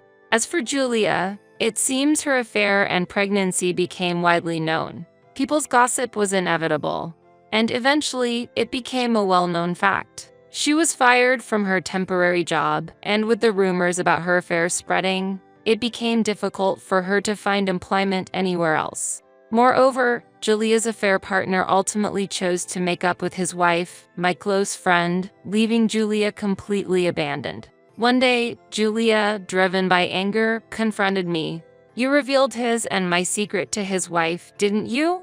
Was your promise to wholeheartedly celebrate our happiness a lie? Julia accused me furiously. I responded calmly. I never uttered a word about celebrating. Infidelity is unacceptable under any circumstances. Moreover, since she is my close friend, I could not stand by and watch her suffer and fall into misfortune. But your interference was unnecessary. Completely unnecessary. Julia raised her voice. I lost my job, can't find a new one, and even lost the person I loved the most. I blame you for all of this. During our confrontation in a bustling supermarket, Julia attempted to physically confront me, but fortunately, a young security guard intervened promptly, preventing the situation from escalating any further. Both Phil and Julia tried to seek help from their mother, but she coldly rejected all requests. Meanwhile, I heard Phil, due to his dishonest actions, was abandoned by his lover and fell into a gambling addiction.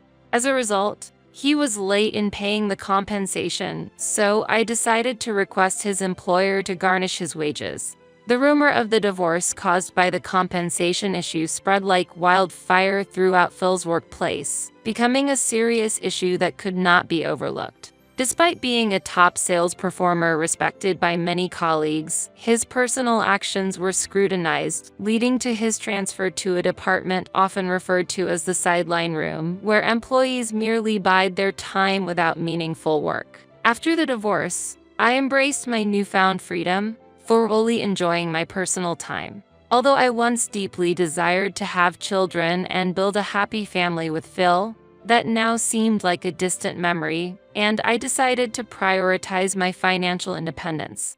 Furthermore, in my new partner, whom I met through work, I have found a serious and supportive relationship that brings a new sense of fulfillment to my life. He is a mid-career male nurse, skilled at empathizing with others, and our conversations always provide comfort and reassurance, whether or not we decide to have children. He is a trustworthy and wonderful person who accepts me entirely, allowing us to build our future together. I am determined to forge my path in life, focusing on pursuing my happiness. I lost my parents suddenly and was engulfed in deep grief. To me, in that state, my mother-in-law proclaimed, "No need to worry, I will make my home in your parents' residence. In this way, without my consent, my mother-in-law ended up living in my parents' house on her own accord. No matter how much I begged, she showed no intention of leaving. The action I took against this was, my name is Emily. I have been married to my husband John for 10 years. Since John's father is no longer in this world, our relationship with my mother-in-law naturally became very close. My mother-in-law had a relatively good relationship with my parents, and the annual family trip had become a regular event to deepen our bond with them. My family owns a villa in a summer resort, which has become the fixed lodging for our trips. My mother-in-law was very fond of this villa, always saying with emotion, "I want to live here." However, those peaceful days came to an abrupt end. My parents passed away involved in an accident. The shock made it impossible for me to go to work, and I fell into mild depression. During this time, my husband, John, silently continued to support me. As I began to truly accept my parents' passing, John started saying, "To be honest, there's been a lawyer wanting to discuss inheritance matters for a while now. I asked them to wait until Emily felt emotionally stable. Is it okay to talk about it now?" It seems that the inheritance issue was put on hold by the lawyer until I was mentally stable. I deeply appreciated my husband's thoughtfulness and contacted the lawyer. The lawyer kindly made his way to our home. Since Emily is the only child and the other relatives have already passed away, you are the sole heir, he explained, detailing my parents' estate. At that moment, the doorbell rang. The visitor was my mother-in-law. "Hello. I heard you have recovered, so I thought I'd drop by. How about some tea?" She entered the room without hesitation, holding a gift. Mother. Actually, we are in the middle of handling inheritance procedures right now." "Oh, that's convenient. Actually, I wanted to talk about that. You know the lovely villa your parents owned? I wanted to talk about that."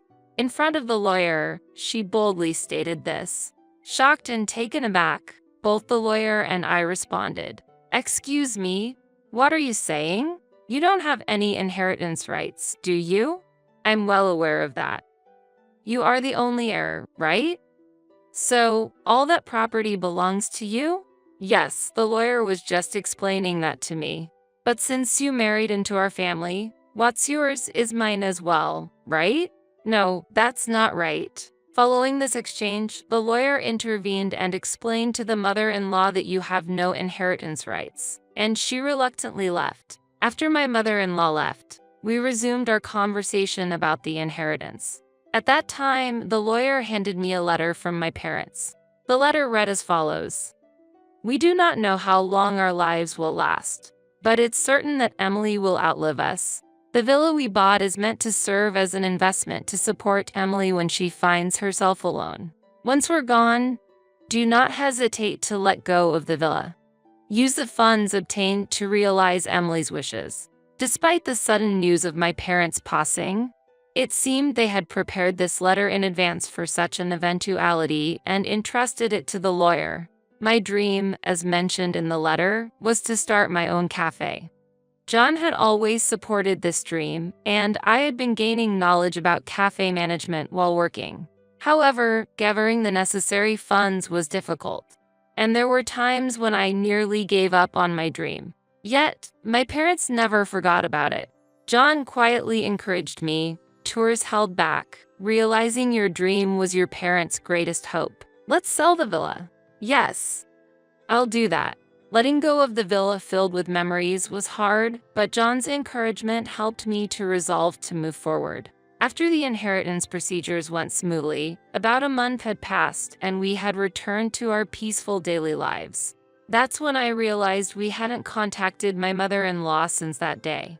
The last time I spoke with my mother-in-law was during that discussion about the inheritance. After ending on such discord, I'm a bit worried. John comforted me, saying, "It's okay. My mother was just a bit upset then. Maybe I should contact her. How about we have a meal together somewhere?" When I actually called my mother-in-law, she responded with a surprisingly cheerful voice, and I felt relieved. "Mother, I'm sorry for not being in touch for a while. We were busy with the inheritance procedures." "Don't worry about it, dear." "So, did everything go well with the procedures?" Yes, it's all settled now. I'm sorry about that time. There's nothing to worry about. Whether I own it or not, it doesn't bother me. What do you mean? What I mean is, even if you are the owner, it doesn't mean I can't live there. You're busy, and managing a villa is tough, right? So, I decided I'd live there and take care of it. You're living in that villa? Yes, exactly. I've already moved in, so don't worry. Wait, what do you mean you moved already? Do you mean you're already living in that villa? Since you seem busy. I had everything arranged by a professional moving company. How about visiting once a year or so? Surprisingly, without consulting us, my mother-in-law had gone ahead and moved into my parents' villa. That's a problem. That house is no longer ours. Now it was my mother-in-law's turn to be surprised, not ours. What do you mean? That villa was your parents' property, right? Since they passed away, it should have become yours. Indeed, I inherited it temporarily. However, respecting my parents' wishes, the villa has been sold. Sold? Why would you do such a thing? I'm sorry for not noticing you earlier. We were caught up in the sale process right after the inheritance, and I intended to report back later. It's too late for that now. All my belongings have already been moved to the villa, and I've let go of the apartment I lived in. I have no other options. My mother-in-law was not one to back down. Since you've decided to sell it on your own, you should take responsibility and repurchase it. The money from the sale is still untouched, right? That settles it. Please do it. Without waiting for a response, my mother-in-law ended the call. Later, my husband tried to calm her down, but my mother-in-law refused to budge. I've decided this house is mine. I will not leave under any circumstances. She was determined not to move out, no matter what. We had no choice but to consult with the real estate agency that handled the sale of the villa. I have to tell you that we had a little misunderstanding and my mother-in-law has moved into the villa. What? The real estate staff was also surprised by the situation, especially since it had been less than a week since the sale. Considering these circumstances, would it be possible to repurchase the villa? The staff answered with a troubled look. Regarding that, unfortunately, a new buyer has already been found. The villa, located in a popular summer resort and well-maintained thanks to my parents' regular upkeep, was in excellent condition. However, we didn't expect it to find a buyer so quickly. Now, repurchasing it has become impossible. We had to somehow make my mother-in-law leave. In a panic, we contacted my mother-in-law. Mother, the villa has already been purchased by someone new. There's a new owner now. What? You mean it can be repurchased? That's correct. Therefore, it's necessary for you to leave as soon as possible. I can't accept that. Unless you find me another place to stay. Why should I have to do that? You want me to leave, right? The least thing you can do is to help me with that. I can't do that. If we had the means, we wouldn't have sold the villa in the first place. Maybe you should consider repurchasing your original home and moving back there? In any case, the villa now belongs to someone else. We need you to leave as soon as possible. I ended the call with my voice raised. Regardless of her being my mother-in-law, she can't just live on someone else's property. This needs to be resolved quickly. However, I hadn't fully grasped my mother-in-law's true nature yet. A week later, my mother-in-law contacted me again. Emily, the keys to the house aren't working. The keys to the house. Didn't you manage to repurchase your original home? What are you talking about? I'm talking about the keys to your villa. What? You haven't left the villa yet. It appeared that my mother-in-law had ignored my warnings and continued to stay at the villa. Indeed, the real estate agency had mentioned changing the locks when we handed over the villa. It seems the locks were changed while my mother-in-law was out, leaving her locked out with no way to access the villa, even with a spare key. I can't get inside now. Do something immediately. That's not possible. The property has already been sold, and the real estate agency is in charge of the keys. Changing the locks means the new owner could arrive at any time. Please, you must leave as soon as possible. Do you intend to throw a frail old woman out on the streets? I have nowhere else to go. I know you gave up your original residence and moved to the villa. Moreover, without the keys, I can't even organize my belongings in the room. To leave, I first need a proper set of keys that work. So, you're saying if you get the keys, you'll organize your belongings and leave promptly? Yes, if I get the keys, I'll start arranging for my move right away. Understood. Before my mother-in-law could change her mind, I quickly contacted the real estate agency and managed to get a spare key. I immediately went to the villa and handed the keys to my mother-in-law. As promised, please organize your belongings and leave immediately. Yes, I'll proceed with the move as promised. However, despite daily check-ins, her responses remained vague, indicating a lack of intent to leave the villa.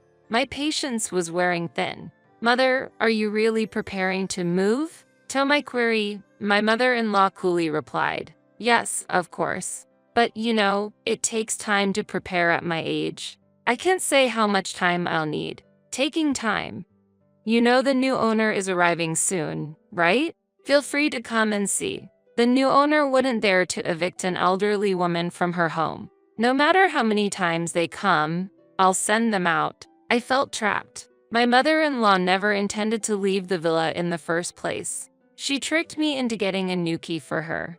From that moment on, my mother-in-law became a clear adversary.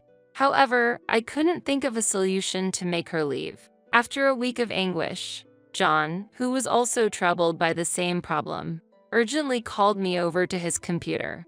Emily, look at this. He pointed to a video by a popular YouTube creator. Incredibly, it was our parents' villa on the screen. The YouTuber had purchased the cabin as a video editing workspace, but an unknown elderly woman was living there, and they had turned the incident into an entertaining video. The video even captured my mother-in-law chasing away the YouTuber with a menacing look. We immediately contacted my mother-in-law.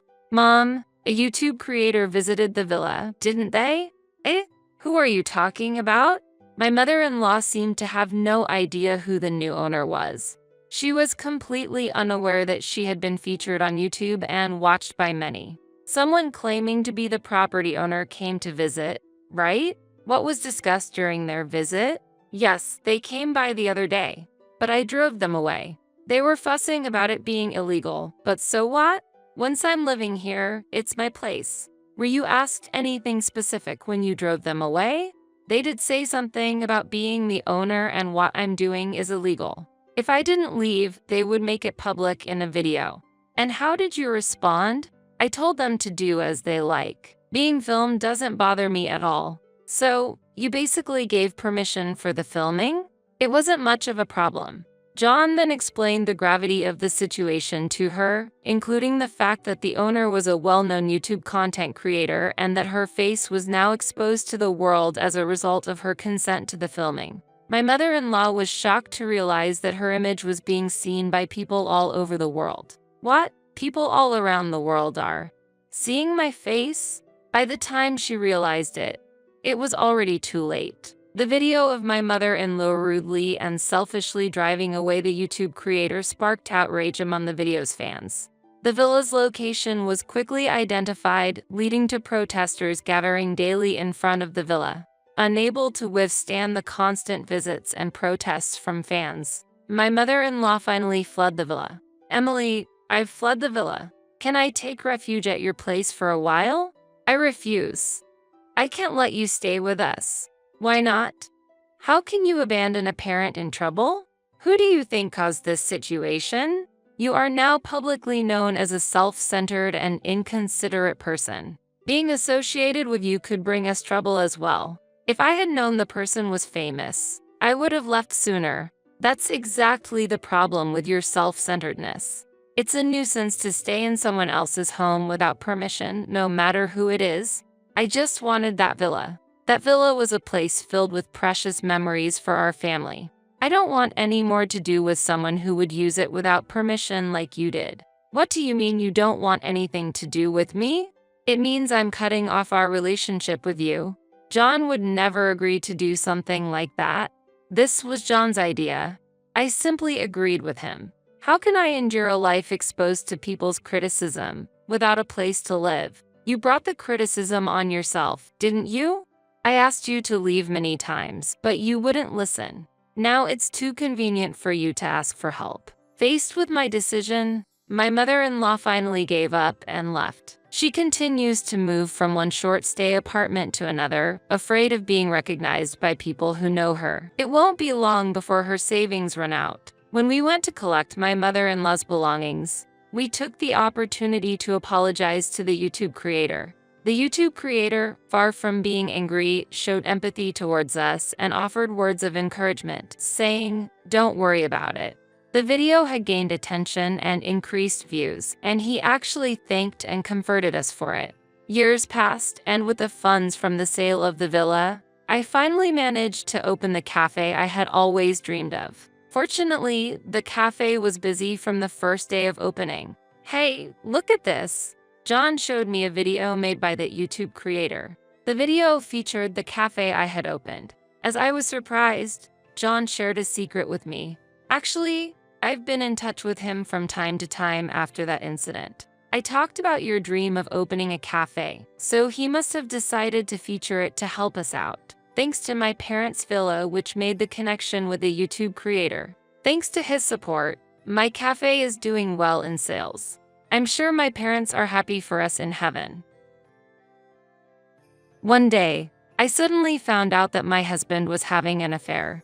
Busy with caring for my father-in-law, who suffers from dementia, and raising my young daughter, I had no idea that my husband had been cheating. It seems that my husband had already decided to marry his mistress and was considering divorcing me beforehand.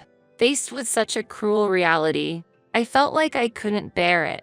"Since it'll cause problems for my second marriage, you take care of the kid and dad." He said this to me without warning. Despite the shock I was still going through, I have nothing but regret when I think about how we got to this situation. Even though I continued to care for my father-in-law, for the sake of my husband whom I loved. How could he have an affair? Was I just some convenient housekeeper? If he really feels that way, then he's worse than I thought. However, back then, we didn't know what kind of ending awaited us.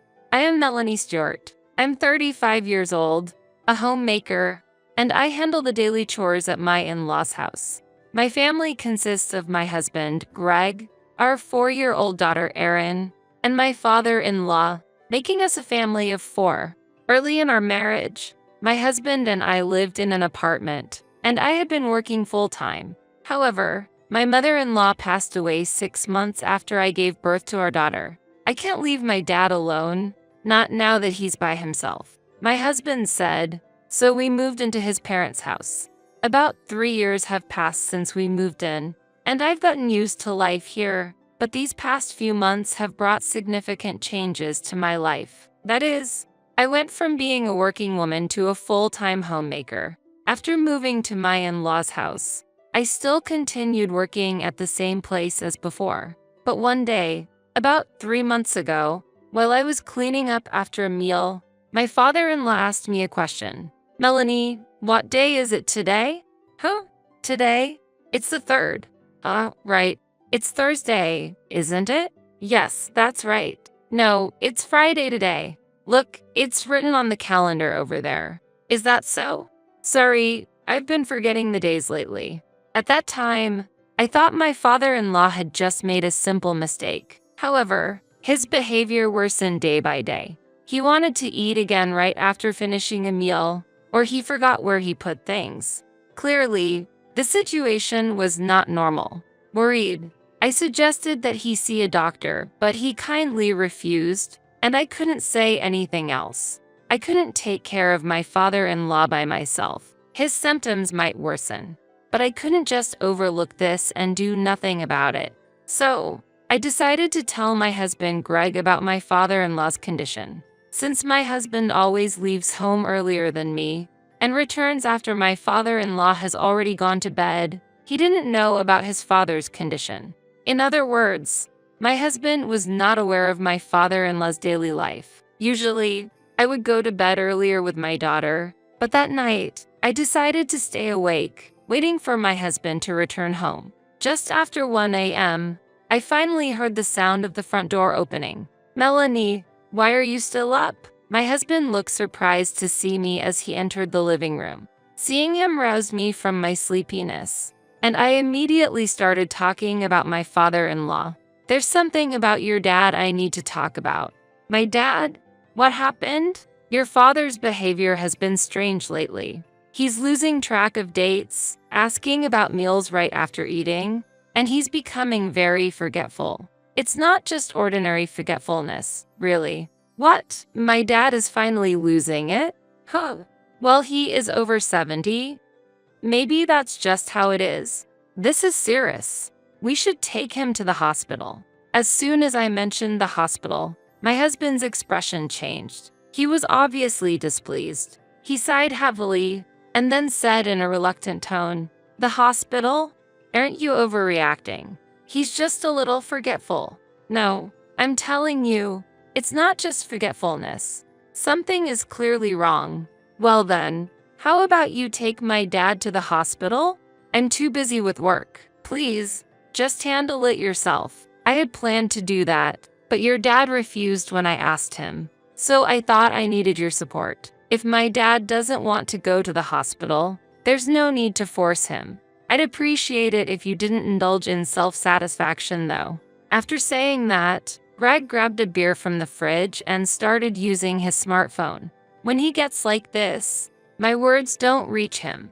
"I'm going to bed. Good night." I didn't get a reply, and I quietly left the living room with a sigh. I kept regularly checking with my father-in-law, but he stubbornly refused to go to the hospital. My father-in-law didn't always show symptoms of dementia. There were moments when he was very lucid.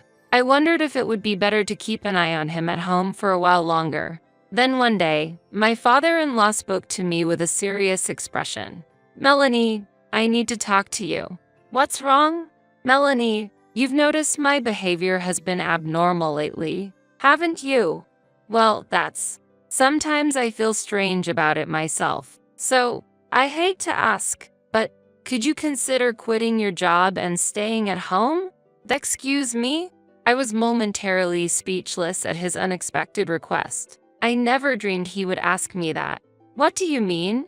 As I asked, confused, he answered with heavy words. "When everyone's away during the day, I've started to feel a bit scared to be alone. I'll manage the living expenses. So can I ask you to do this? But we should go to the hospital first." "Melanie, you were just saying, the atmosphere at work has changed, and it's hard to be there now, right? Maybe this is a chance to quit and look for a new job. I'd like you to consider taking a break from work, even temporarily."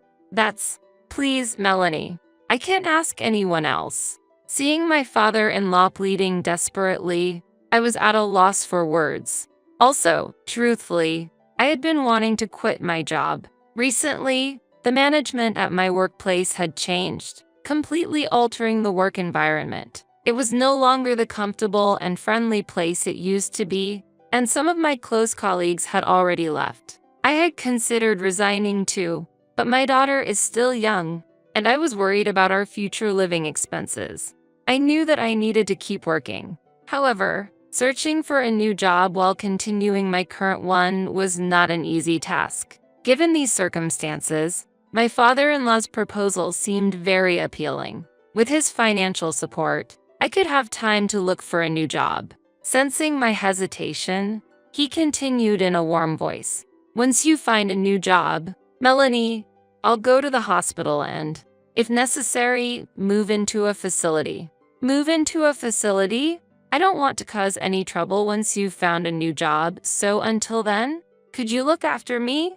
"Father, this is my first and last request to you. I'd be happy if you could indulge me." After discussing this with Greg, I decided to quit my current job and take care of my father-in-law until I found a new one. Caring for him mainly involved supporting his daily life and preparing meals, nothing too burdensome. He provided a certain amount of money to us each month for living and caregiving expenses. Thanks to this, I was able to spend more time with my daughter, and I deeply appreciated his support. 2 months into my life as a homemaker, I had almost secured a new job. After the final interview and receiving a job offer, I immediately went to tell my father-in-law. However, it seemed he was on the phone. I couldn't hear the details of the conversation, so I waited until he finished before opening the door. "Excuse me, father. May I have a moment?" "Melanie, did you hear my phone call just now?" "No, I didn't listen. I noticed that you were on the phone, so I waited." "I see. Did you need something?" "Yes. I found a new job and wanted to tell you." When I told him this, he brightened up and said joyfully, "That's wonderful. Congratulations."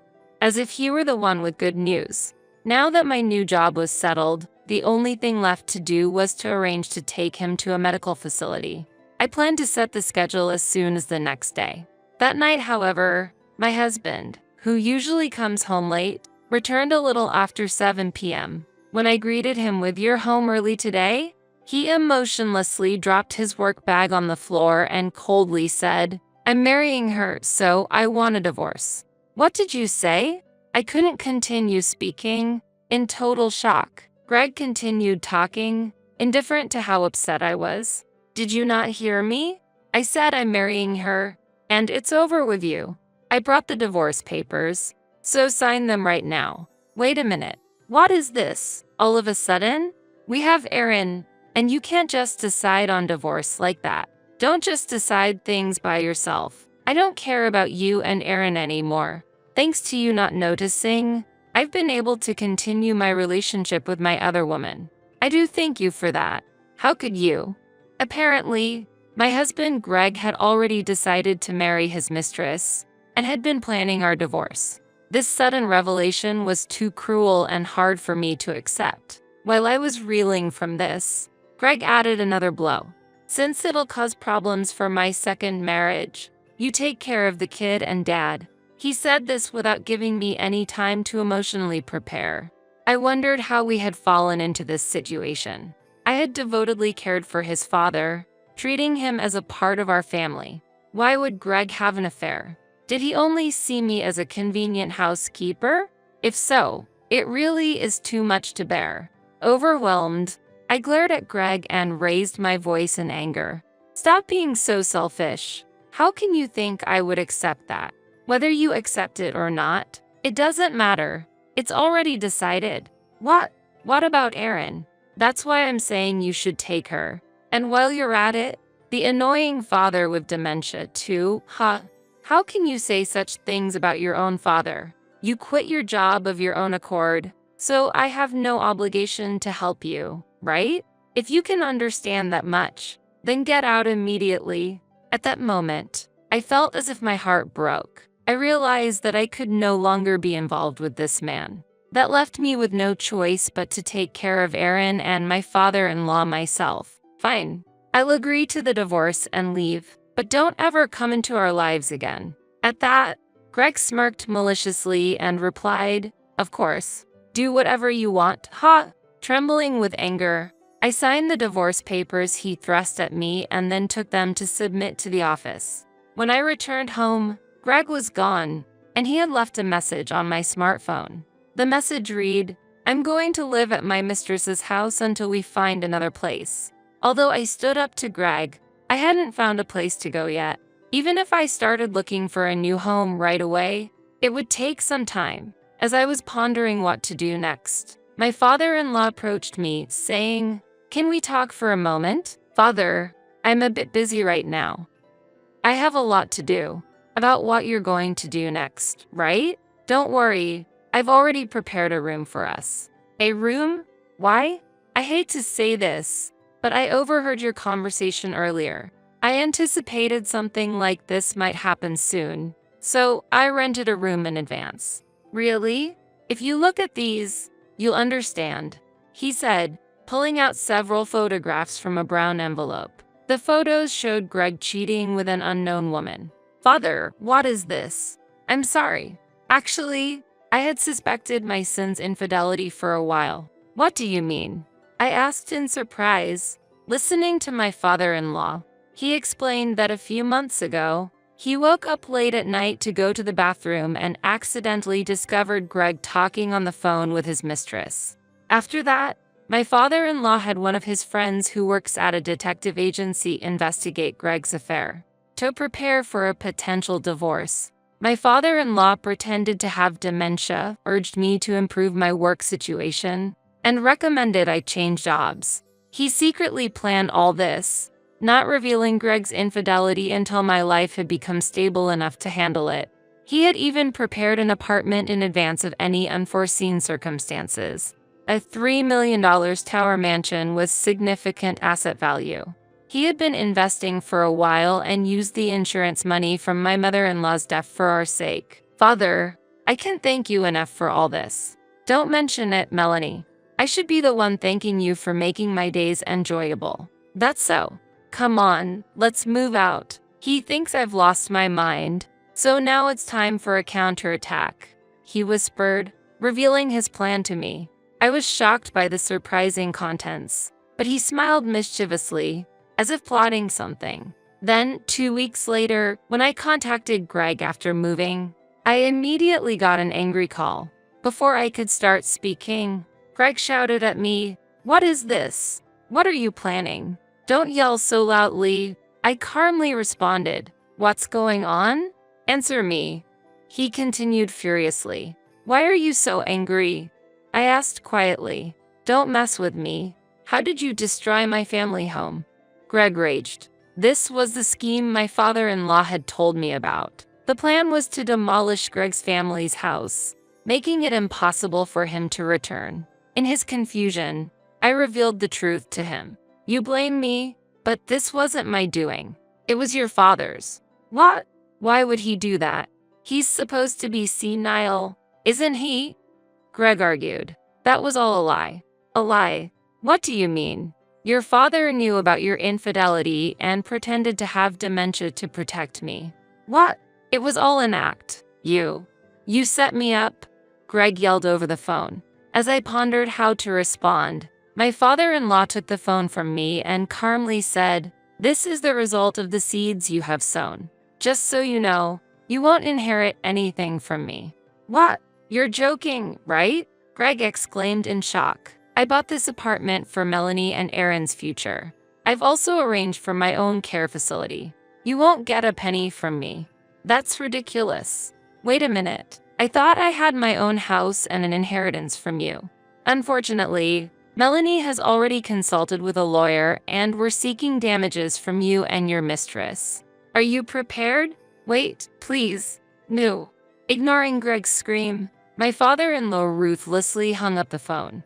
Handing the phone back to me, he told me with a kind smile, "From now on, be free and happy."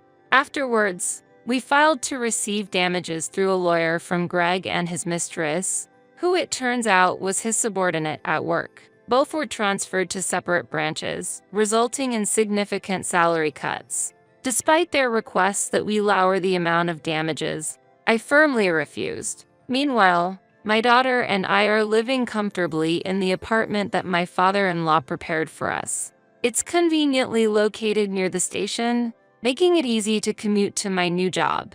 Unbeknownst to us, my father-in-law had arranged to move into a facility by himself, where he's now living enjoyably with his new friends. We visit him several times a month, talking and feeling reassured at seeing him so happy. Grateful for everything that my father-in-law has done for us, my daughter and I plan to continue our happy lives together. Truth be told, I was opposed to living with your father. I've been enduring it for a long time. Why bring this up now?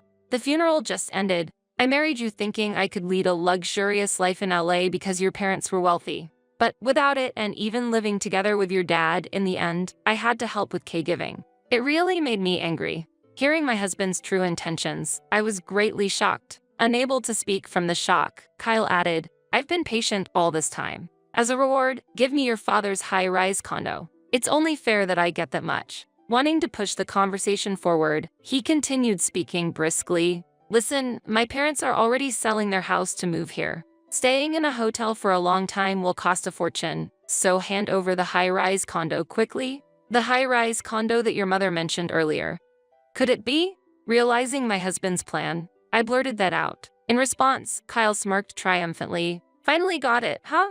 The high-rise condo you'll inherit is going to my parents. If you don't like it, let's get a divorce. He said this and handed me the divorce papers. My name is Sophia. I work at a credit union in LA. I was in my mid-30s and had almost given up on marriage when I met Kyle. He was running a cafe in LA and was a client for the financing I was handling. Originally from the countryside, he pursued his dreams with the enthusiasm of a boy, his eyes sparkling as he passionately talked about what he wanted his shop to be like and what he wanted to achieve. Kyle was 4 years younger than me, and even after I was no longer handling his account, he would contact me personally, having developed romantic feelings for me. After several dates, we started dating and got married within 6 months, then began living together in an apartment. One day, I headed to my hometown for the first time in a while. Despite being only a 20-minute train ride away, it had been about half a year since I last visited. My mother passed away several years ago, and my nearly 70-year-old father was living alone. He seemed to enjoy his hobbies and didn't mind living alone, but he had recently slipped on the stairs. He insisted he was fine, but I was concerned and went to visit. When I arrived, the entrance was a mess, which was unimaginable for my neat freak father who wouldn't leave his shoes unaligned or packages lying around. When he came out of the room, he was smiling but limping, which surprised me. "Are you okay?" I asked worriedly as I approached him to ask how he was feeling. He seemed a bit embarrassed and replied, "It's probably my age, but I end up like this over little things. It's troubling how slowly I heal. Don't overdo it. Shall I carry these packages to your room? Is there anything else I can help with?" When I asked, my father scratched his head and said, "I'm sorry." Seeing my father after such a long time, he seemed visibly smaller than before. His limp made him appear frail. I couldn't help but worry about him living alone. With no close relatives nearby and my job to consider, commuting daily to my father's house was challenging. The thought of living together crossed my mind. However, this was not a decision I could make alone. That day, I prepared meals for a few days to ensure my father could rest comfortably and left my home. After returning home distressed, I shared my father's recent condition with Kyle, who had just come back. "He's nearly 70, huh? That must be tough." "Yes, it is. With his leg condition, I'm sure even shopping is a struggle. I wish I could go every day to check on him, but that's difficult." "True, your workplace is in the opposite direction. So, if it's okay with you, could we consider living with my dad?" Kyle looked surprised and his eyes widened. I couldn't tell if his reaction was positive or negative, and I felt a bit anxious. "I intend to contribute to the living expenses. There's no rent, and it would be closer to your cafe. My commute would be a bit longer, though, but I think there are no downsides for you." After saying this, Kyle remained silent, thinking it over. Finally, he clapped his hands decisively and said, "Let's live together." "Really?" "Yes. As you said, it might be good for me too. Most importantly, I'm worried about your father. If it eases your concerns, living together is a good choice." "Kyle, thank you." And so, we moved to my family home and started a new life with my father. My father owned a high-rise condo and had rental income, so he had a stable income even after retirement. He still had some retirement funds left, and he said we didn't need to pay rent or living expenses. Meanwhile, Kyle's cafe was not doing well, and his income was decreasing. Living with my father helped our finances, and I took on all household responsibilities as a way to give back. On weekends, I acted as a driver, taking my father to places he wanted to visit.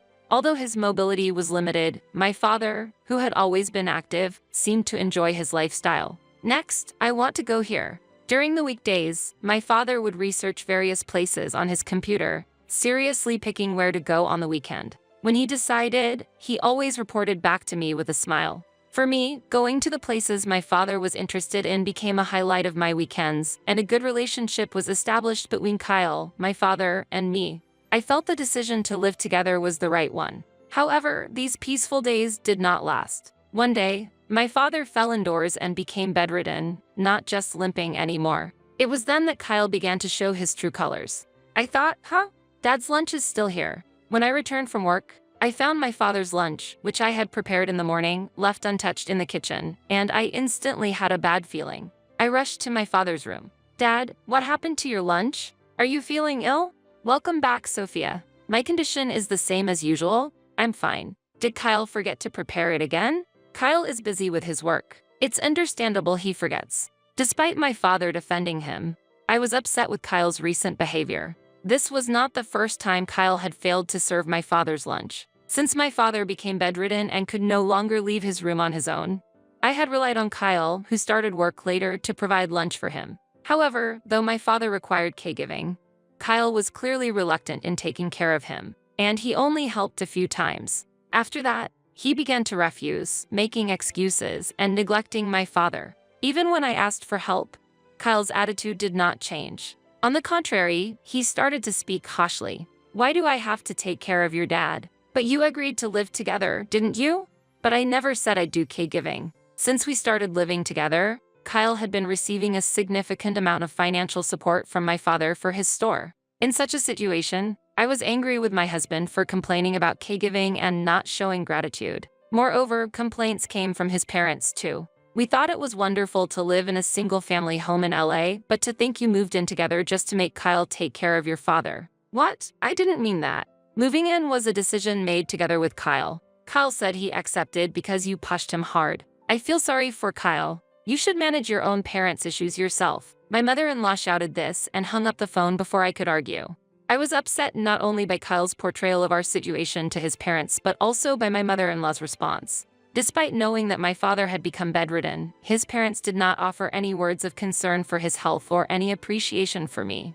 The call from my mother-in-law brought not only anger but also sadness. I thought, can I really consider them as family if they don't cooperate in such circumstances? Thinking this, I spent my days overwhelmed with work, household chores, and caring for my father. After a while, my father passed away. Although he used to enjoy going out, after becoming bedridden, he appeared cheerful but gradually became depressed and lost his appetite. Until the end, he acted cheerful, saying, "Don't worry, I'm fine," and concerned about whether I was getting along with Kyle. Looking back, I feel I burdened him greatly. After my father's funeral, regret continued to pierce my heart. I tormented myself with self-loathing, wondering if I could have done more, or if discussing things properly with Kyle could have spared my father the worry.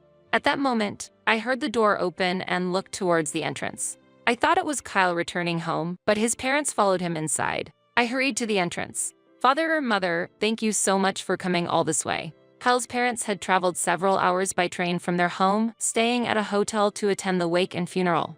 I expressed my sincere gratitude. However, the response I received was unexpected. "Don't mention it. More importantly, when would be a good time to move? We'd like to do it as soon as possible." Huh? I was confused, not understanding what they were talking about. But despite my confusion, my mother-in-law continued the conversation. "I've always dreamed of living in the heart of the city. A high-rise condo, I never imagined it.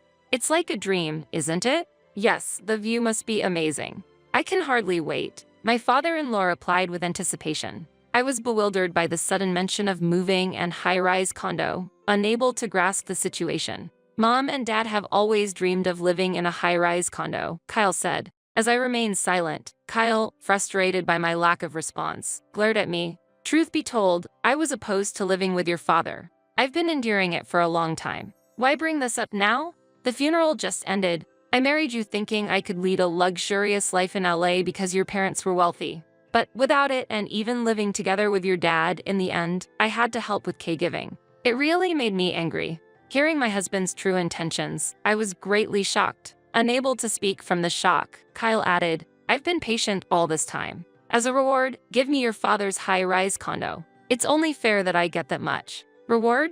But you've received considerable support from my father too, right? That doesn't matter anymore. It was really helpful while it lasted." What? My anger rose as I felt my father was belittled, but Kyle seemed indifferent. Wanting to push the conversation forward, he continued speaking briskly. "Listen, my parents are already selling their house to move here. Staying in a hotel for a long time will cost a fortune, so hand over the high-rise condo quickly." "The high-rise condo that your mother mentioned earlier. Could it be?" Realizing my husband's plan, I blurted that out. In response, Kyle smirked triumphantly. "Finally got it, huh? The high-rise condo you'll inherit is going to my parents. If you don't like it, let's get a divorce." He said this and handed me the divorce papers. At the word divorce, something inside me snapped. I thought, I've reached my limit. "Okay, what?" Kyle looked unable to hide his surprise at my brisk reply. "Hey, are you serious? You're saying you want to divorce? That's fine. I can imagine continuing to live with someone who married me for money and despises even the help my father gave. Just get out of my sight. I shouted loudly and snatched the divorce papers from Kyle. For a moment, he was taken aback, but he quickly regained his composure. Your father has passed away, and you're not thinking clearly. What? I'll give you 3 days to think it over. Make sure you don't regret this. With that, he left the house, taking his parents with him. 3 days later, as scheduled, Kyle and his parents showed up in front of the high-rise condo. They were trying to enter the condo without permission, but I had already taken precautions. When Kyle rang the intercom, someone appeared from inside the house. This will be ours from now on. Could you please leave quickly? Kyle was saying that politely, but his attitude conveyed disdain. However, the person calmly responded to Kyle, saying, I own this property. I cannot leave. That's impossible. My wife inherited this high-rise condo. It can't be yours. Unfortunately, what this person is saying is correct. Hot Sophia. Surprised to see me emerge from behind the resident, Kyle was taken aback. I explained to Kyle, this person is Mr. Simpson, a friend of my father. He has been living here for a while, but it doesn't make sense for this to be his. It was originally your father's and you were supposed to inherit it, weren't you? This room has already been sold. What? Mr. Simpson had been living in the high-rise condo owned by my father for some time and had frequently visited our family home even after my father fell ill. After my father's death and learning Kyle's true intentions, I decided not to let things go his way and sold the high-rise condo to Mr. Simpson. When Kyle learned that, he flew into a rage, confronted me, and hurled insults. What are you deciding on your own? What about the place meant for my parents to live? Well, do you even realize what you've done? Do you think it's okay to make such a big decision without your husband's consent? We're not married anymore, are we? What? Surprised by my response, I calmly answered. You said if I didn't want to hand over the high-rise condo, we should get a divorce. That's invalid. You tricked us, so I won't divorce you until you've paid for your mistakes. If you say you'll buy back the high-rise condo for my parents, I might consider not getting a divorce. I was just dumbfounded by Kyle's claim. I regretted ever marrying such a self-centered person. Unfortunately, the divorce papers have already been submitted. You brought the filled-out divorce papers, didn't you?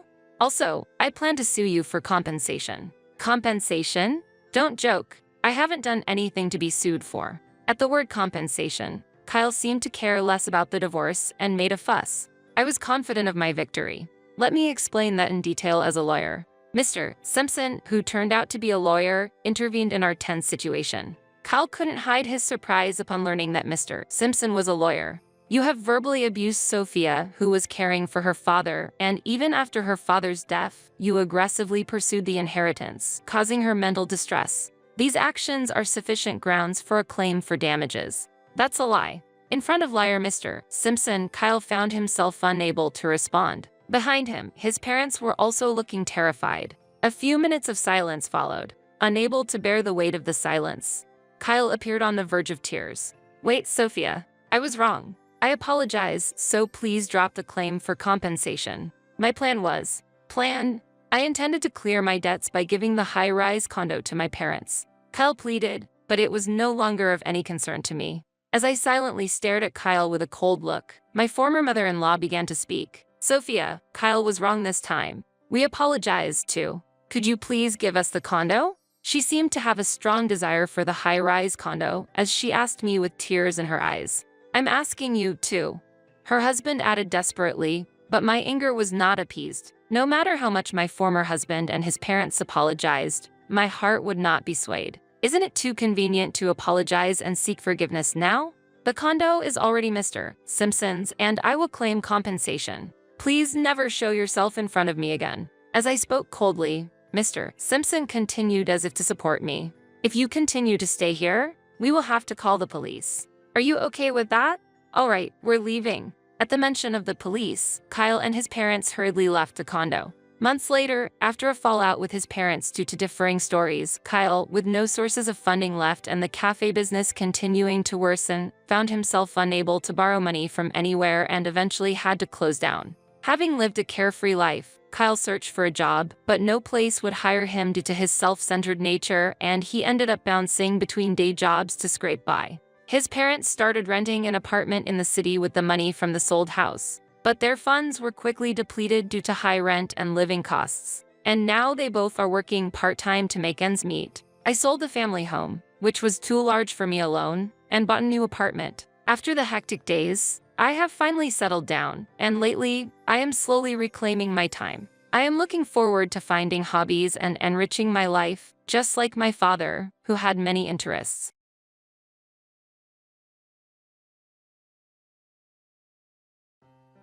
When Eric, my husband, learned that I could not inherit my father's fortune, he flew into a rage. Wait, what? You won't inherit the money?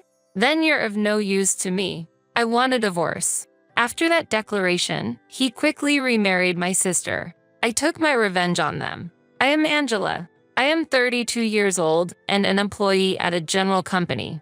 It's been 2 years since I married Eric. Our marriage was arranged by our relatives. Our family, while small, owned property, and my sister Mari and I were the only daughters without sons. Relatives were then naturally concerned about who would take over the estate, so they recommended a husband who didn't mind marrying into our family.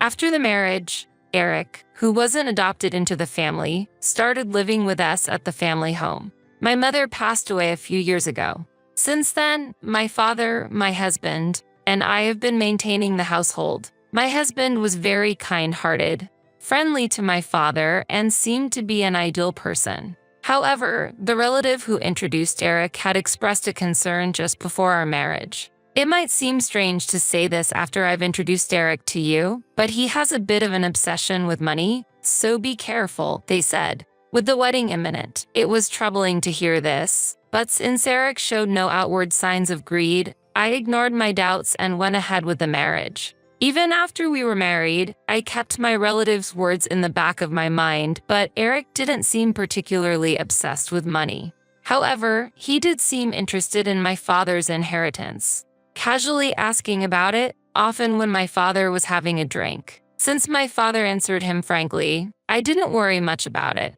My husband also had another interest, my sister. She was 5 years younger than me, and in contrast to my calm demeanor, she was lively and energetic, with a glamorous social life with men. We didn't look alike, so when my husband first met my sister, he was surprised and muttered, "Your sister has a completely different vibe from you, doesn't she?" Seeing my husband looking at my beautiful sister, who had clear, distinct features, stirred complex emotions in me. The relatives had introduced Eric to me because they were concerned that if I, being introverted and unnoticeable, did not marry, there would be no one to carry on the family.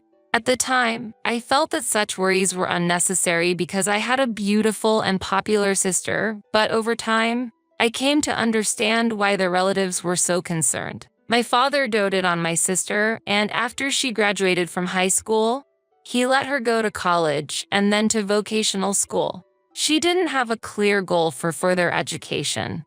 She just wanted to avoid working. On the other hand, my mother was strict with her. She urged my sister to get a job immediately after college. But my father overruled my mother and allowed my sister to go to vocational school. After graduating from vocational school, my sister got a job through one of my father's acquaintances, but quit after just half a year. Her reason for leaving was surprising. I can't make use of my skills at that company. My mother and I were astonished that my sister was speaking as if she completely understood the nature of the work, despite only being there half a year. But for some reason, my father believed her story, found another company, and helped her get rehired. When my sister got used to her new job, my mother became ill and needed to be hospitalized. While my mother was in the hospital, my sister visited her every day and started taking more days off work. Eventually, she quit her job, claiming she would take care of our mother. However, her nursing was mostly chatting with my mother or playing with her smartphone in the waiting room. I took care of my mother, did the laundry, and replaced things. My sister was of no help. For my mother, having someone to talk to might have been a comfort, but a month after the hospitalization, her condition worsened and she could no longer speak. Less than 2 weeks after her condition worsened, my mother passed away. With the sudden passing, my father and sister were out of it, so I had to make the funeral arrangements. Our relatives helped, and we somehow managed to take care of things. After losing our mother, my sister started working part-time and moved out to live on her own. With only the income from her part-time job, she couldn't make ends meet, so our father paid for her rent, utilities, etc., while she seemed to use the money for leisure. When funds ran short, she would visit our father to receive more pocket money. Because our mother was strict, my father had not given my sister an allowance while our mother was still alive, but now he seemed to give it without hesitation. I took it lightly, thinking that if my father and sister were happy with it, then things were fine. Even after I started living at my parents' house with my husband, my father continued to give my sister an allowance. At that time, I hadn't realized that my sister was also seeking financial support from my husband, and he seemed happy to oblige. Keep this a secret from Angela. She might get jealous if she finds out, my husband told my sister. My sister happily worked part-time and lived off the money she received from our father and my husband. But such a lifestyle couldn't last forever. My father fell ill and had to be hospitalized. I visited the hospital in between work to take care of him, but my sister never showed up. Instead, she started contacting me, demanding money. I need you to give me the money Dad used to give me every month. The rent and utilities are being paid from his account, after all. My sister's angry tone surprised me, and I was surprised when I found this out. I was annoyed at her for only caring about her own finances instead of being worried about our father's condition. I wanted to end the call, but since she seemed lost, I asked her about the amount our father used to give her. How much are you receiving from Dad each month? Hurry up and find a job and then live on the money you earn from that. She replied with dissatisfaction. Don't tell me that again and again. I'm getting $1,000 every month. The rent and stuff are separate. I was astounded when she confidently disclosed the amount. If an adult were given such an amount every month, it's unlikely they would have the motivation to take work seriously. Although my father was hospitalized, I believed he would recover soon, so I didn't think giving her money was a big issue. However, my father's condition suddenly worsened, and I had to urgently contact our relatives. The doctors told us the situation was serious, and I was deeply shocked by the news.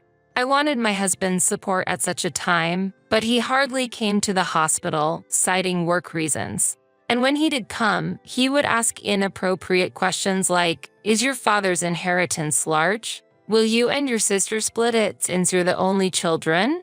I was at a loss for words with a husband who showed interest only in my father's inheritance. The relatives' warning that my husband was money-hungry became a reality, and I felt disgusted. When I answered my sister's call and told her about our father's critical condition, she again prioritized her finances. "Well, anyway, make sure the monthly payment comes through."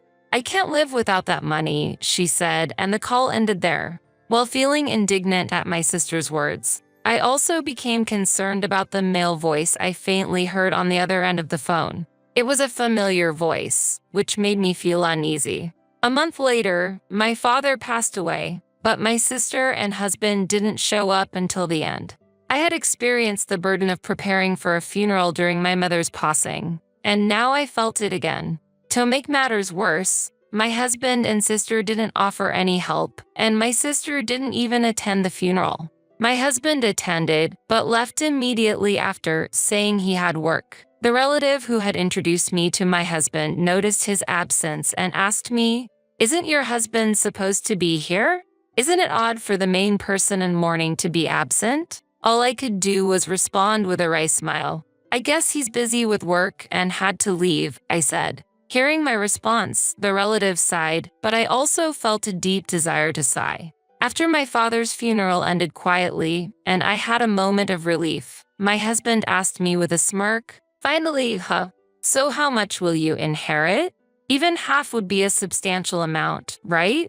As the relatives had warned me before the marriage, it seemed that my husband's mind was filled with thoughts of my father's fortune. Disappointed in his inappropriate remarks, I responded casually, "My sister gets $10 million, and I get nothing." Legal consultations hadn't even started, and I had yet to sort out my feelings just after the funeral.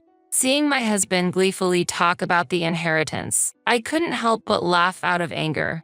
Taking my words seriously, my husband immediately raised his voice. "What, you can't inherit the fortune? Then you're of no use to me. I want a divorce." I felt the same way and gladly agreed to his proposal. "That's fine. It's clear that you married me for my father's inheritance from the start. I'll gladly divorce you." I shouted this as I thrust the already prepared divorce papers at him. Caught off guard that I had the divorce papers already, my husband was a bit shaken, but quickly signed them. As he left the house, he said, "I'm divorcing you, who got zero from the inheritance, to remarry your sister Mary and get $10 million. Unaffected by his words, I immediately went to the legal office and filed for divorce. In the end, I was able to cut ties with a heartless man who was only obsessed with money. The next day, my ex-husband rushed to submit a marriage registration to marry my sister. A few days later, he called me. Still believing the previous story, he raised his voice. "When will the inheritance division begin? Hurry up and give Mary $10 million. I was quietly waiting for his call. I had no intention of going out of my way to contact him after he left the house. I responded to my ex-husband in a business-like tone. "Let's meet at our house this Sunday. I'll be waiting to discuss things then." My ex-husband, believing he was to receive an inheritance, seemed ecstatic after hanging up. However, the thought of seeing his reaction when he learned the actual facts was a sort of pleasure for me. When the weekend came and my ex-husband and sister arrived at our family home, they were surprised to find that I had invited a lawyer. But my ex-husband began to speak as if he were still satisfied. Of course, when inheriting a large sum of money, the presence of a lawyer is required. The lawyer then began to speak to my ex-husband with a puzzled look. "There is the matter of the inheritance. But before that, there is the issue of the compensation claim from Angela to you, Eric." As he said this, he showed him some photos. The photos captured my ex-husband leaving my sister's house, with the dates clearly marked. The lawyer continued to explain in detail to my ex-husband. "Here are photos that serve as evidence of infidelity before the divorce was finalized. Therefore, a payment for compensation is necessary." I had overheard my ex-husband and sister discussing the inheritance over my sister's phone and immediately hired a lawyer to investigate my ex-husband's infidelity. While I was busy with my father's funeral, my ex-husband and sister had been meeting frequently at her home, and as a result, we were able to obtain many incriminating photos. The topic of inheritance division changed to a demand for compensation, leaving my ex-husband and sister speechless. But my ex-husband quickly retorted, "Compensation is trivial compared to $10 million inheritance. I will pay it immediately." He said this confidently, and when the lawyer presented the demand for compensation, he signed without hesitating. Witnessing his signature, I declared to my ex-husband, "I hope you find happiness with a sister who has no inheritance. Now that you've signed, you'll certainly be paying compensation." My sister was dumbstruck upon learning there was no inheritance. "What do you mean I don't have an inheritance?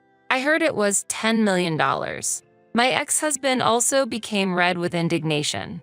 "It's impossible, there's no inheritance. I won't let you have all of it." The lawyer began to explain the facts calmly to this furious couple. "Miss Mary is actually the daughter of your mother's previous husband and not legally related to your recently deceased father. As there was no adoption, she's not entitled to the inheritance." I explained the situation to my confused sister. "You were too young to remember when our father and mother remarried. But I remember it well. I was 6 years old when our parents married, and I still remember the joy of having a new sister. What I never imagined was that this sister would one day take away my husband.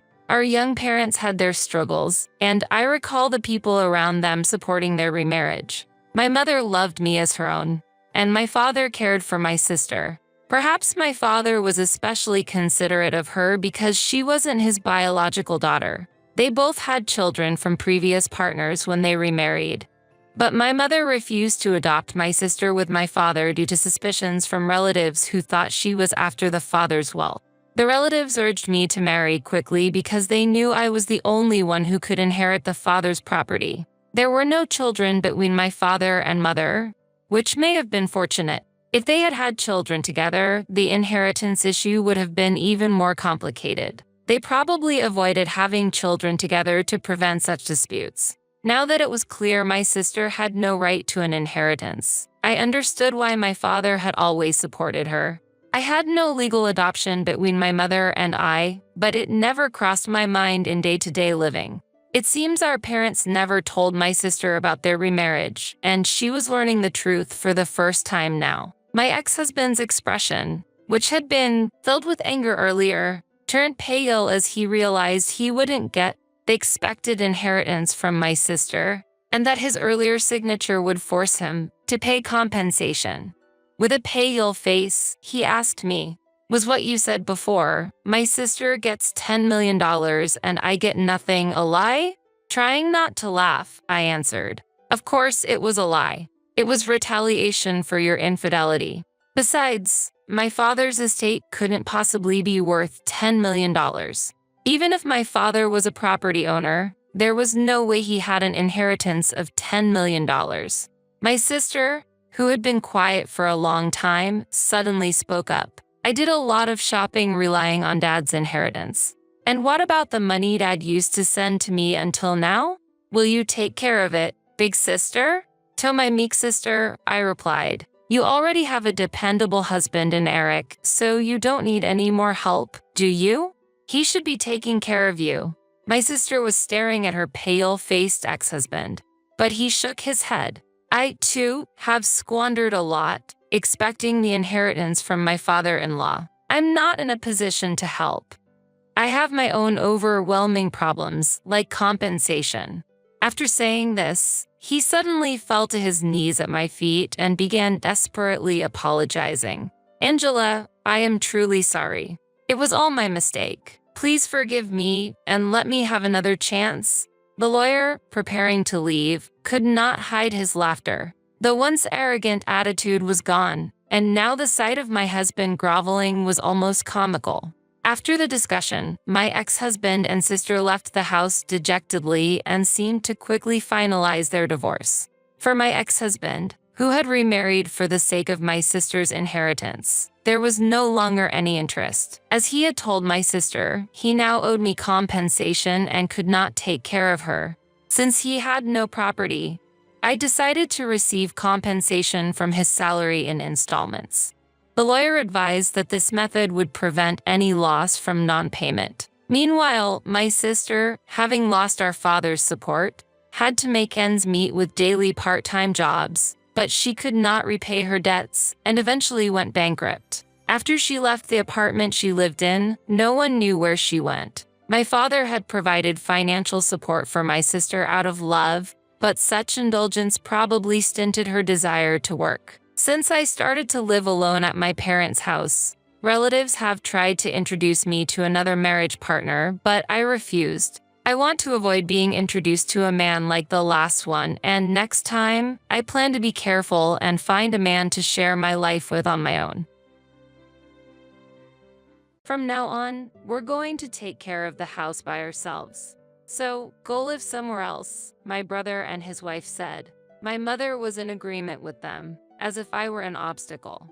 Do they understand who has been paying for the living expenses of the house? I never thought they would be disrespectful like this. In the back of my mind, I made up my mind to take certain actions. My name is Carrie. I am a 30-year-old woman. Currently, I am living back at my parents' house. After graduating from college, I joined a company to try to make it on my own in the outside world, but it was harder than I had imagined and my heart was exhausted. Therefore, I had to return to my parents' home again. At first, while receiving unemployment benefits, I was looking for new job opportunities. Then I learned about work-at-home jobs and started working independently. My university major was in a scientific field, so I could utilize my skills as a freelance engineer. I started with small projects at first. Although the income was small, the experience of working from home was very meaningful. Unlike most companies, I was able to earn enough money without having to interact with people as much. And I gradually gained confidence in my ability to work at my own pace. Then, I worked steadily at my job. Gradually, I began to be entrusted with larger projects, and my income started to rise. After about a year, I was earning as much as a regular company employee. But the trouble is, my parents, especially my mother, didn't really understand me working at home. My father was convinced when I explained in detail, but my mother was a bit old-fashioned in her thinking and was afraid of what she didn't understand. No matter how many times I explained that I take my job seriously, she would end up saying things like this: "How long are you planning on staying home?" At first, I thought it was for your mental health, but it's been over 2 years now. You should try working outside more. I tried to explain in all sincerity, but my mother did not quite understand. My mother said, "You're just doing something online." She was often suspicious of me. How could I make her understand? No matter how much I tried to explain, my mother would not be convinced. I showed her emails from clients and my salary statements, but no matter how much I tried, she would not accept my lifestyle. My mother said, "Isn't that some kind of shady business or religion you're involved in?" That's not true. I receive my payments regularly, and it's a reliable job. I explained, but my mother would not budge. There's always the possibility that it's unemployment benefits, right? And it's not like you can receive them forever. My mother's worries were endless. I had considered living on my own, but I had not yet saved enough money to do so. Around that time, my father's legs and back deteriorated and he needed nursing care. My father retired early and faced a sudden loss of income. "Dad, are you okay?" "Oh, Carrie, I'm sorry to worry you, but I've got my pension, so I'll make it work." I thought about it, but considering how much Mother spends, are you sure you can handle it? Either way, I guess we'll just have to make do with what we have in savings. My father's face was quite tired. Perhaps he was feeling anxious about the future. For a long time, I attended college with my father's financial support. Furthermore, I have been living with my father's help even when I returned to my parents' home after suffering from mental health problems. Is it really a good idea to leave my father alone and continue to live on my own? My mother was also confused by my father's sudden condition. I stayed home and felt I might be able to give something back. "Don't worry, Dad. I'll support the family from now on." "Oh, really?" my father said in surprise. "But I can't imagine you have that much income." "Don't worry, Dad. My current income is quite stable." I showed my father my bank account information. My father had always understood my situation, so I believed he would be convinced. "Carrie, I didn't know you were so solid."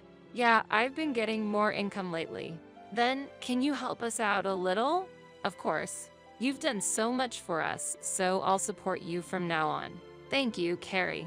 This led me to support the living expenses of the house, my father's medical bills, and many other expenses. I would transfer a certain amount of money to my father's bank account each month to help with the household expenses. Since my mother had been using my father's credit card for some time, I created a new main card and gave the supplementary card to my mother. My father saved as much as he could and asked my mother to do the same to save money. My mother said, "What?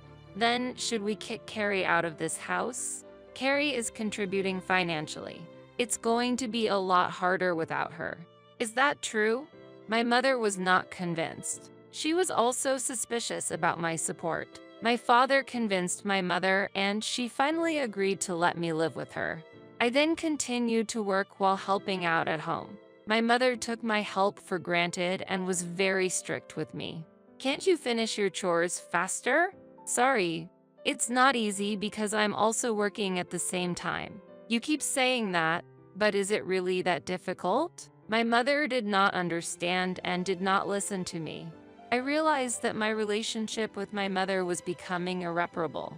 My father understood what I was doing, and that helped more than anything. And we continued to live this way for a year.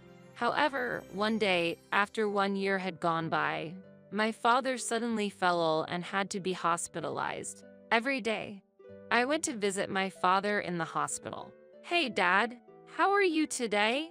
Oh, thank you, Carrie. It doesn't look like it's going to get better anytime soon, but I hope it's a little less of a burden for you. Don't think that way. Taking care of you wasn't a burden for me, but I know that you and Mom haven't been getting along. Well, that's a little. After my father was hospitalized, the relationship between my mother and I deteriorated further. I felt suffocated at times living with my mother. But don't worry. Nevertheless, I still wanted to support my father and mother as a family. I was especially grateful when I recalled how my mother made my lunchbox every day when I was a student and how she put effort for dinner every night. But then, something that changed my mind completely happened. My mother said to my brother Kevin, "I've been waiting for you. You're late. Sorry, Mom. I've been a little busy." Hi, mother-in-law. Hi, Mary. Thank you for coming. I was too surprised to say anything. Then, I approached my brother Kevin and his wife Mary, and they looked at me with a cold stare. Suddenly, my brother told me somehow, "We're going to live here from now on too." What? Why? Mom was worried. She thought it might be a bit tough for you to live here alone while Dad's not around. I see. In surprise, I turned to my mother, but my mother looked away. My brother said, "I hope this will make Mom feel a little better. We'll support you, Carrie." My brother's wife said with a smirk, but I had a feeling that there was another meaning hidden in those words. My mother said, "Thank you, both of you. Carrie, I hope you're willing to do a little work. Otherwise, it might be hard for you to stay in this house." This topic again. Although, it was unexpected that my brother and his wife were invited to this house. My brother graduated from a fine college and worked for a solid company. I'm sure he earned an ample amount of salary, but I was also working hard in my own way. Could they manage even without me? A new life began at home. Living with my brother and his wife turned out to be more challenging than I had imagined. "Carrie, aren't you up yet? Wake up and make breakfast." My brother's wife yelled, banging on my door. "I'm already up. I'm working early." Truly, I was fully awake and in full work mode. As a morning person, this was the most focused time of the day for me. I wanted to spend that time of day without anyone disturbing me. Really? Then get on with it and get breakfast ready. Oh, do I have to make everything by myself? Our family was usually free in the morning and we ate what we wanted, when we wanted. My mother and my brother's wife were both home, and if it was for my brother, I thought it would be normal for his wife to prepare it for him. My sister-in-law said we're going to live together, so we need to cooperate, right? I forced myself to help them prepare breakfast, but the three of them didn't seem satisfied. "Is this what you prepared for breakfast? This isn't enough." I prepared a breakfast plate of soft scrambled eggs, a refreshing lettuce salad, fresh buttered toast, and a juicy sausage. I thought a breakfast like this would be pretty good, but did I miss something? "Then you don't have to eat it." Hearing this, the three of them looked surprised. "What? What's with that attitude? Who do you think you are? This attitude is unacceptable. You should help with the housework, but I have work to do too." "Oh, work, really? I can't believe it. What kind of work is that? Are you crazy?" My brother and his wife questioned my words and cussed at me. My brother, in particular, tended to constantly look down on me. Probably influenced by my mother, he made fun of me. Still, this would take up a lot of my work time. I headed to my room, put my laptop in my bag, and left the house. "Wait, where are you going?" I ignored my brother's voice and strode to my father's hospital room. As I ran into my father's hospital room, he looked at me with a surprised expression. "Carrie, what's wrong? You seem flustered." I explained to my father what had just happened. My father looked at me with a look of surprise on his face. My father said I didn't know they were. "I'm sorry, Carrie. Don't worry about it, all right? You can choose your own way of life. I was lost. I'm sure your mother would feel more comfortable if Kevin were home. You don't need to be in a place where you don't feel comfortable. All I want is for you to live happily. So live your life the way you want to live, all right?" "Thank you, Father." With my father's encouragement, I decided to leave home. When I returned home in the evening, a scene like a movie was waiting for me. The faces of my mother, brother, and sister-in-law were serious. "Where were you? Brother, weren't you at work? Because of you, I had to take the day off. How could you take a day off for such a reason?" Inwardly, I was surprised at how easily my brother took time off work. Wasn't that too irresponsible? Gradually, the tone of my brother and his wife's voice escalated. "Get out of here." That's what he said. "Why?" I replied calmly in surprise. "From now on, the three of us will live together. So, if you don't want to stay, please leave. We don't need an overbearing presence like you to support us." My brother and his wife tried to kick me out of the house. "Carrie, that's enough.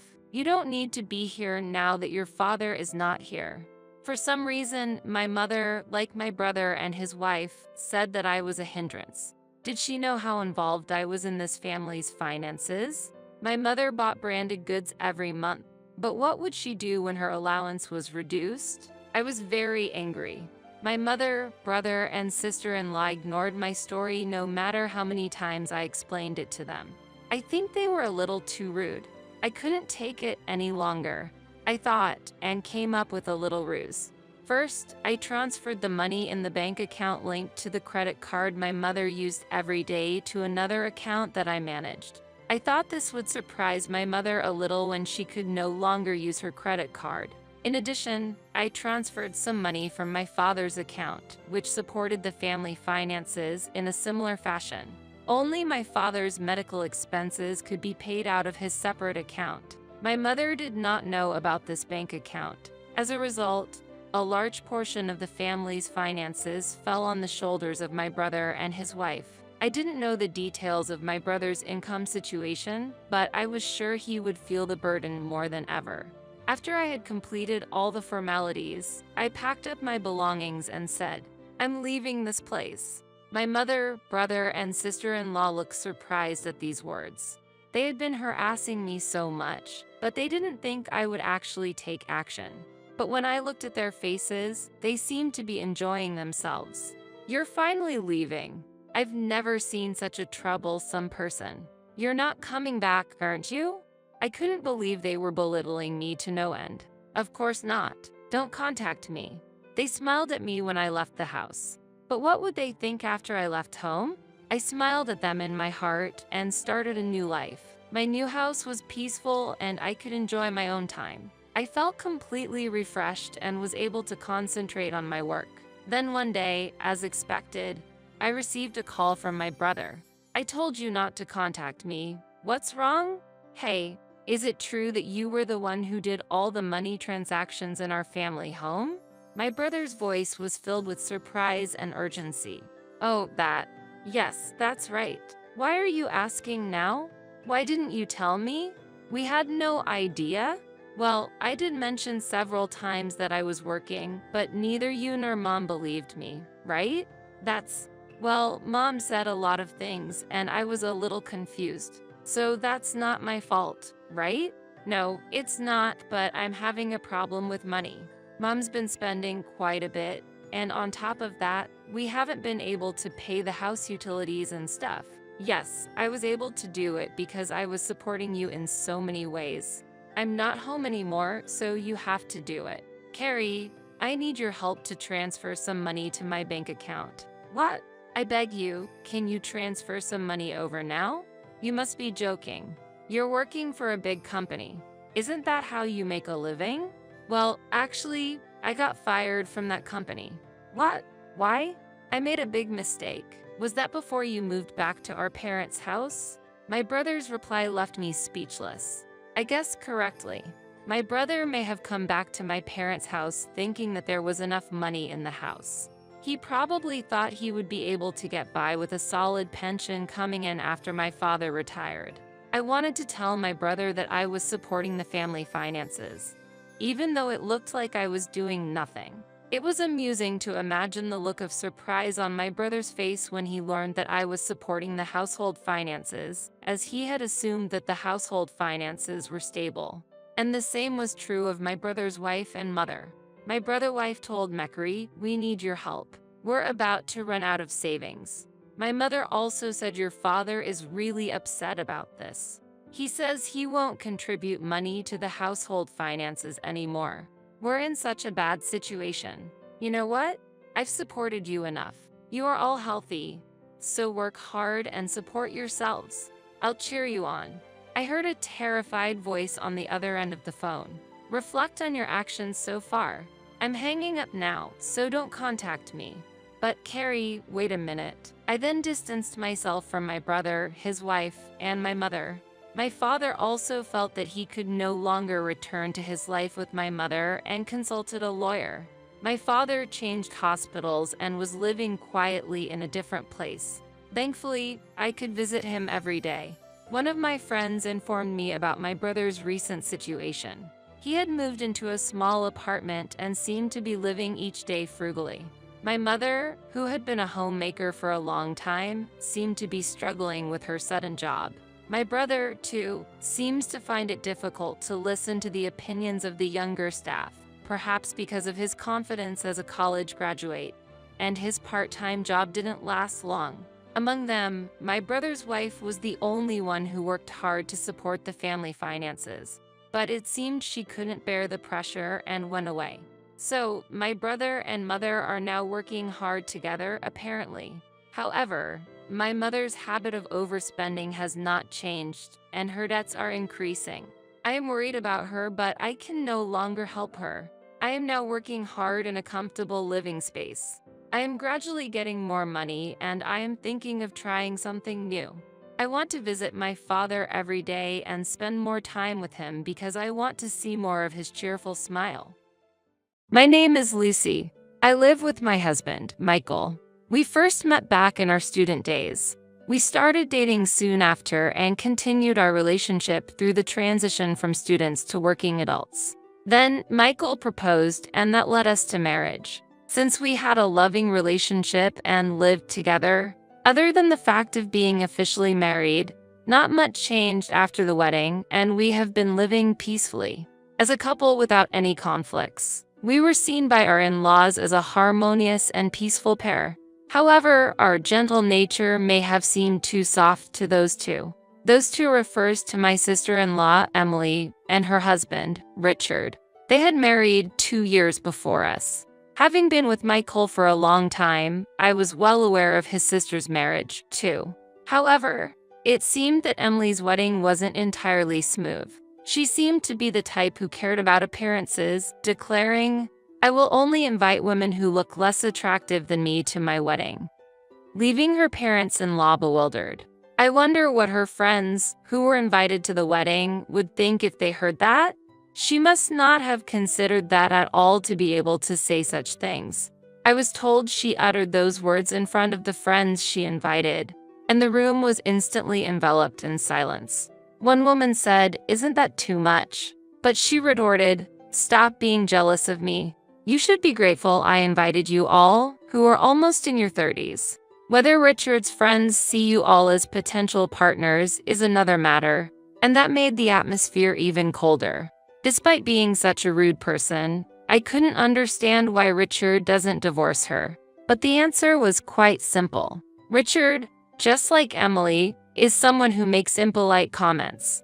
Far from admonishing Emily for mocking their wedding guests, Richard added insult to injury by saying, "Emily, it's cruel to confront them with the truth. Even ugly people have feelings."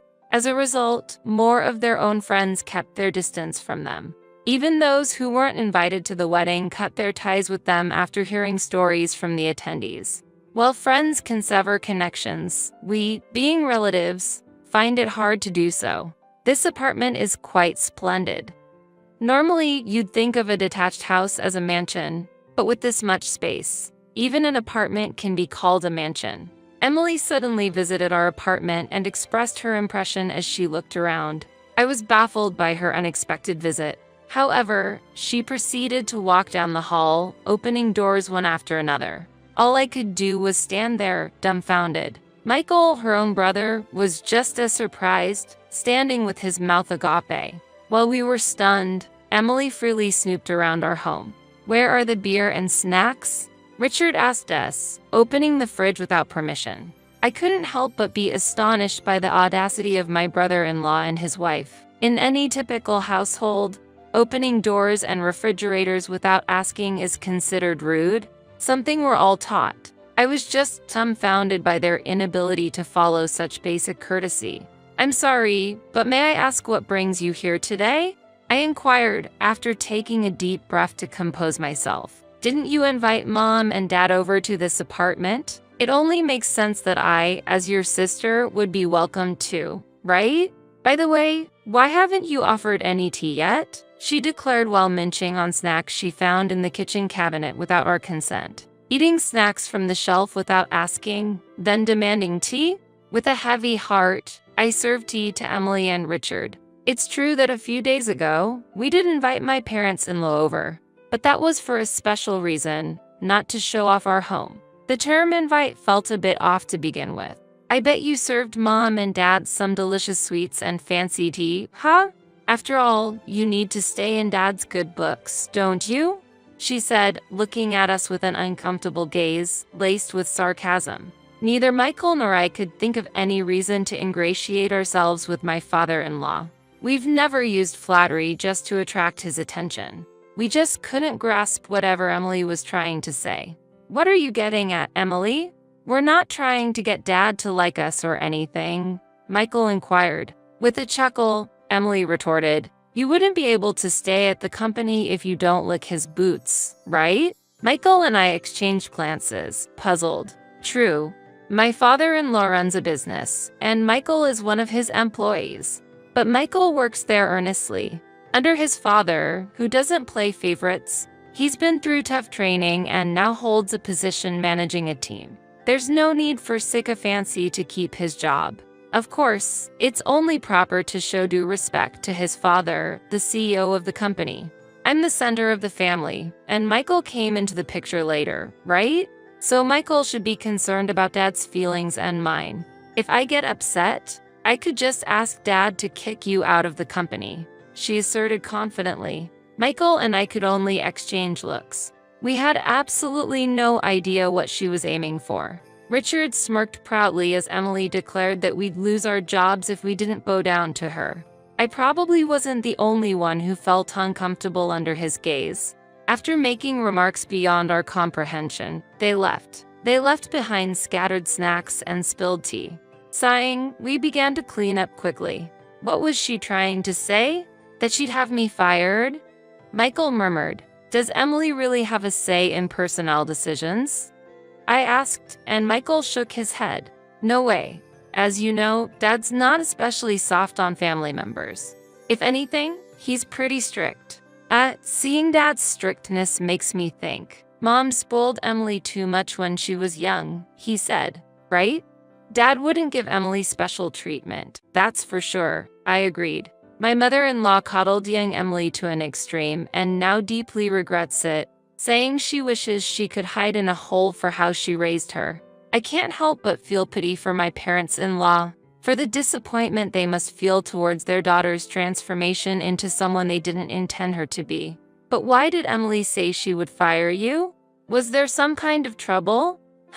That's a real mystery.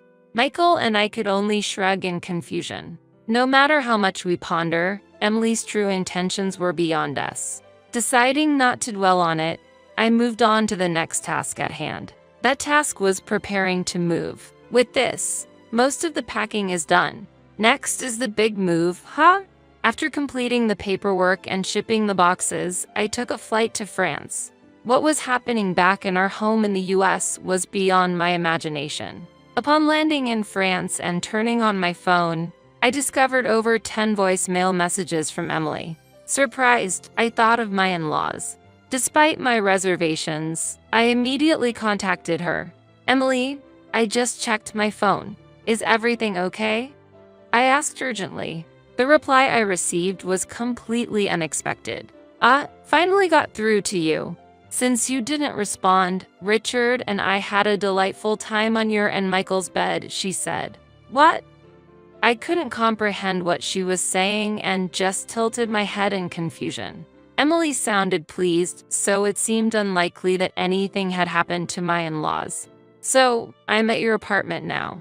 You both seem to be away and we're just enjoying this luxurious space, she continued. Apartment. Our apartment where we used to live? Why are you there? And what do you mean by delightful time with your husband?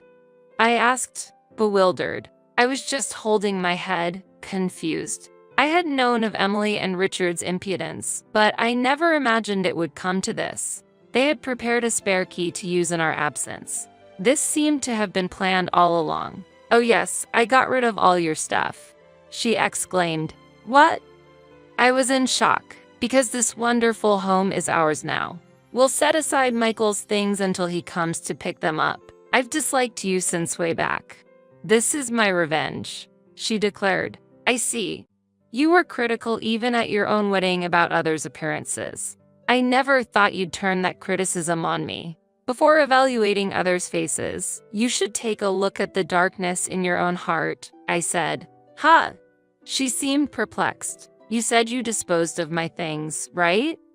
I asked to confirm. Yes, I threw them out. By the way, what was with your stuff? There were several albums, but not a single photo of you in them. They were all pictures with Michael at the center. And in all of them, he's not even looking at the camera. You really have no skill in taking photos. The albums were creepy, so I threw them out this morning, she bragged. Emily proudly detailed how she had thrown everything away. She boasted about discarding the clothes in the closet, the books and diaries on the bookshelves, and selling the computer and other electronics to someone she knew. I didn't get upset or raise my voice because those belongings weren't mine. So, how about it? Aren't you going to cry and ask me why I threw them away? If you cry, won't your face become even uglier? She taunted. Sorry to burst your bubble while you're enjoying throwing away someone else's stuff. But just so you know, Michael and I got divorced and I now live overseas, I informed her. What? That means the things you disposed of weren't mine. Wait a minute. You lived in this apartment with Michael, right? And Michael's clothes are still here. How can Michael's things be here and not yours? That's because I left the apartment when we got divorced. No way. You two always seemed so happy together. Emily's surprise was understandable. Nonetheless, Michael and I were indeed divorced. Actually, I split up with Michael because of your parents' request. What? Remember the photos in the album you said you threw away? The ones where Michael isn't looking at the camera? Yes, I remember. But those photos were taken by a woman who was obsessed with Michael. They're candid. That's why he wasn't looking at the camera. What? Michael and I had been troubled by that woman for a long time. We hoped she would give up on him once we were married. However, things were not that simple. She was convinced Michael was her destiny and interfered with our marriage multiple times. We managed not to invite her to the wedding, but her furious father turned out to be the head of a major corporation that my father-in-law, as a business owner, respected. Disregarding my daughter's feelings and proceeding with another woman? What's the meaning of this? If you don't marry my daughter, your business is over, he threatened without hesitation. When I mentioned this, Emily seemed lost for words in shock. After a moment, I called out, "Hello," and she snapped back, asking cautiously, "That woman, is she Rachel by any chance?" "Yes, that's right." "You know Rachel, don't you? I heard she's your and Michael's childhood friend." "That Rachel? Is it really that Rachel?" It seemed Rachel had misunderstood their childhood friendship as something more and had harbored this misconception for years. Suddenly, Emily's cheerful tone changed drastically. "Don't tell me. After you got divorced and left this apartment, Rachel moved in to live here with Michael." "Exactly. So the photo albums, clothes, and diaries I got rid of they would all belong to Rachel, wouldn't they?" The moment she realized the situation, she inadvertently gasped. It seemed Rachel was someone Emily would rather avoid. Emily must have wanted to avoid unnecessary involvement with a woman whose father runs an even larger corporation than her own father. But now it's too late. "Hey, Lucy, can't we do something even now? If you come over quickly and explain you did it out of spite because she took Michael away. As I mentioned before, I'm overseas now, so I can't be there instantly. Bro." She'll definitely scold me. She's the type to bring her parents into even the smallest conflict and press the issue to the end. And to think I did it with my husband on the bed that was meant for her and Michael. It's too late for regrets now, and honestly, it's best to just tell the truth, don't you think? I can't do that. Oh, I know. I'll clean up quickly and hide somewhere. I'm going to run away. If anyone asks, I'll just say Lucy caused it all. I told her that would be difficult. Why would that be difficult? Because I accepted a substantial amount of money from Rachel to put some distance with her dream life with Michael, and I moved overseas to live a life I've always dreamed of. I've already told her that, but she was worried I might come back for Michael, so she gave me her contact information, insisting I call her as soon as I arrived overseas. I just sent her a photo of myself here and a screenshot from Messenger confirming you and Richard entered the apartment without permission. She just contacted me saying she's already at the apartment. Oh, wait, there's the intercom. With those words, the call ended. Presumably, Rachel, accompanied by her father's men, swiftly took care of Emily and Richard. While Emily and Rachel's standoff continued, I focused on settling into my new life here. Sorry I'm late, Lucy, Michael said with a smile as he hurried over to me at the airport. Because she was unable to give up on Michael, Rachel watched us dissolve our relationship in front of her, and we decided to hastily escape abroad. It was convenient for us as my in-laws and their company were at a standstill, possibly considering liquidation. Emily had long believed she would take over the company, but now faced the reality of it shutting down without having worked today. In the end, Rachel forced Emily and Richard into hard labor at a company her father owned, angry that they had tainted her home. Surprisingly, Rachel began to show affection towards Richard, and now Emily is left to work alone, struggling to pay off her debt to Rachel. We decided to enjoy our peaceful days in a new land, free from the troubles of Rachel and the burdensome siblings-in-law. My name is Suzanne. I'm 45 years old. My husband is the same age as me, and we live together with his mother. I have a feeling my mother-in-law will have something to say, so I better get dinner started. Time sure flew by. Before I knew it, it was past 5 p.m. I took a short break and headed to the kitchen on the first floor. It seemed my mother-in-law hadn't come home yet. I took a moment to relax and started to think about the dinner menu. I work from home as a fashion designer, so this house also serves as my workplace. The living and dining areas are on the first floor, and the second floor houses our bedroom and my workspace. I'm home. Today was exhausting. Upon seeing me, my mother-in-law let out an exaggerated sigh. What followed were her usual remarks. You're just starting dinner? Isn't it a bit late? I came home tired, and my son will be home soon, you know? My mother-in-law tended to nitpick about small things. Sorry, mother-in-law. While she is enjoying her retirement, I'm still working. I wish she'd understand that sometimes. Nonetheless, I tried to change the topic by asking, Mother-in-law, where did you go today? I met up with some neighbors. Apparently, they're going to attend an event at the senior citizens' home. But honestly, chatting with other elderly folks can be tiring. I see. That must have been a bit tough, I replied to her with a smile. I was saying to myself inwardly, you're an elderly yourself, aren't you? If you'd like to do something nice, maybe you can get me something sweet. How about getting a bun from the next door shop? My mother-in-law always prioritized her own feelings. She often tried to get me to do things her way. It was tiring, but I always thought of ways to handle it. If she made a fuss, I might just give her the old cake from the fridge. I spent my days with her like this. Suzanne, is this all for today's menu? She asked with a slightly surprised look. Before her were pot roast with braised vegetables, home-style chicken noodle soup, and leftover fried chicken with pickles. Well, I was a bit busy today, so I made something quick. Even if you're busy with work, you shouldn't neglect your duties as a wife. Next to me, my husband said, yeah, but this looks good enough to me.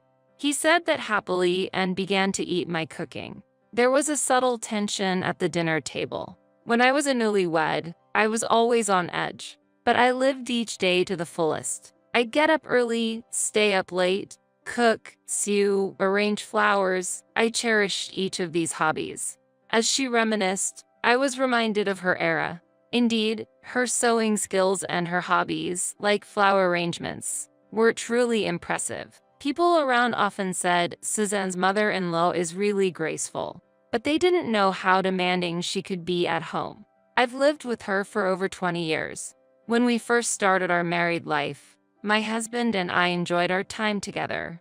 But one day, my mother-in-law suddenly came to live with us. Her marriage wasn't going well, and she had a fallout with my father-in-law.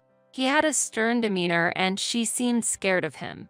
According to my husband, his father was sometimes very hard on her and, sadly, even raised his hand against her. While he was doted on as their son, his mother was treated poorly. Then, when my father-in-law suddenly declared he was remarrying, she had to leave with nothing. Nearing 50, she seemed lost with nowhere to go. My husband and I decided to take in my mother-in-law because we were concerned about her. 20 years have passed since then, and I began to notice changes in my mother-in-law's personality. She started directing the same behavior she had once received from my father-in-law towards us. One day, when I was busy with household chores and couldn't make tea, I asked my husband to do it for me. He kindly obliged, but my mother-in-law shot me a look and asked, "What are you doing?" "I'm sorry, my hands are full right now." "So what? You only contribute $500 in rent every month. What are you thinking?" She blurted out. Watching her make the tea herself, I thought, if you could do it yourself, you should have done it from the start. Living together like this made me realize how challenging it truly was.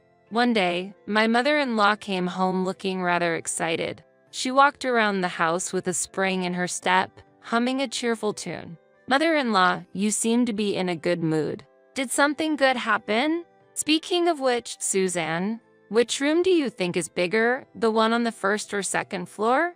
Her question caught me off guard. The room on the second floor has more space. If you remove the walls, you can utilize even more of it. Really? Then I shouldn't have any space issues. Wondering what she was up to, I asked her for more details. "Are you planning on starting something new?" "Actually, I'm going to start a sewing class," she said with a proud and happy expression. "A sewing class?"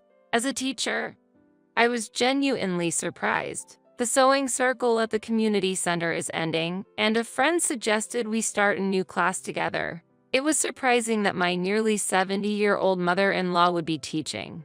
"That's amazing. Sounds like fun." I responded with a bit of an exaggerated reaction. "So, you're having the sewing class at the community center?" "No, not there," she said with a smile. "Then, where will you hold it?"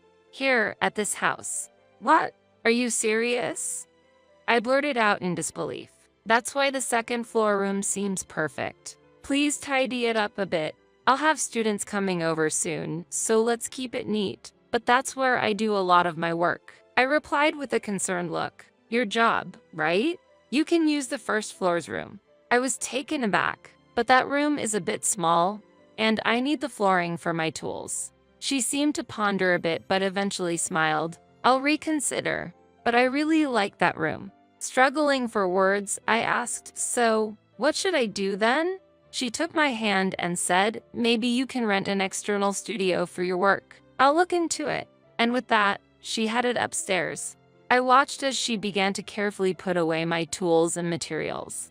Taking a deep breath, I mustered some courage. "In that case, could I reduce the monthly rent I've been paying?" She smiled warmly. "Let's suggest it. But remember, we need to cooperate and support each other from now on." I reluctantly replied, "Understood." Then, the day of the sewing class my mother-in-law had planned arrived. The room was filled with lively voices. There were about 10 students, mostly my age, and I recognized a few faces. "Suzanne, can you help me out? Please serve tea to everyone." I nodded and headed upstairs after making the tea.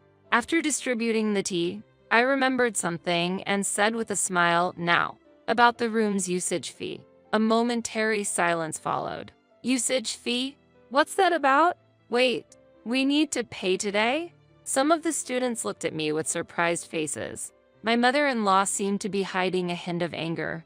Actually, this room is my workspace. So, if you want to use it, I'd like to charge a bit. Renting a space this size can be quite costly. My mother-in-law silently observed the reactions of the students. It amounts to over $2,000 a month, so if we split it among everyone here today, it's about $100 per person. Is that something everyone can agree with? I waited for a response with a smile. Suzanne, you can't be serious about this, can't you? There was confusion on my mother-in-law's face. Yes, we will actually need to collect usage fees, but not from the participants today. We will also need to cover utilities and property taxes. As I continued in a gentle tone, my mother-in-law's expression softened. All right, I understand. But Suzanne, the utilities and such.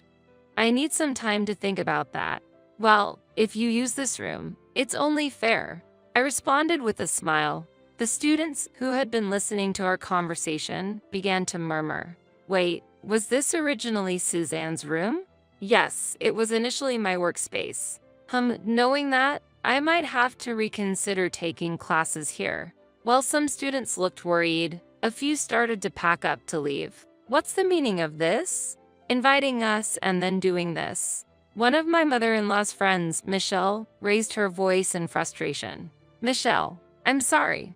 This room is also Suzanne's workspace. My mother-in-law, looking frantic, called out to the departing students. Wait, please. But the sound of doors closing could be heard one after another. Michelle looked at my mother-in-law with a puzzled face. Everyone, I apologize for the surprise. But this room is really important to me. I want everyone to have a good time here, so I just ask for a bit of understanding. I tried to ease the tension. But Michelle said, next time, make sure to discuss this in advance, and with a bitter smile, she patted my mother-in-law's shoulder and left. My mother-in-law stood there for a while. I finished my tea, left the room quietly, and decided to enjoy the outdoor air. Later, at a cozy cafe bathed in soft light, I was having a good time. In front of me were Michelle and the students involved in the earlier incident. Michelle, thank you for the other day. As I expressed my heartfelt gratitude, Michelle smiled warmly.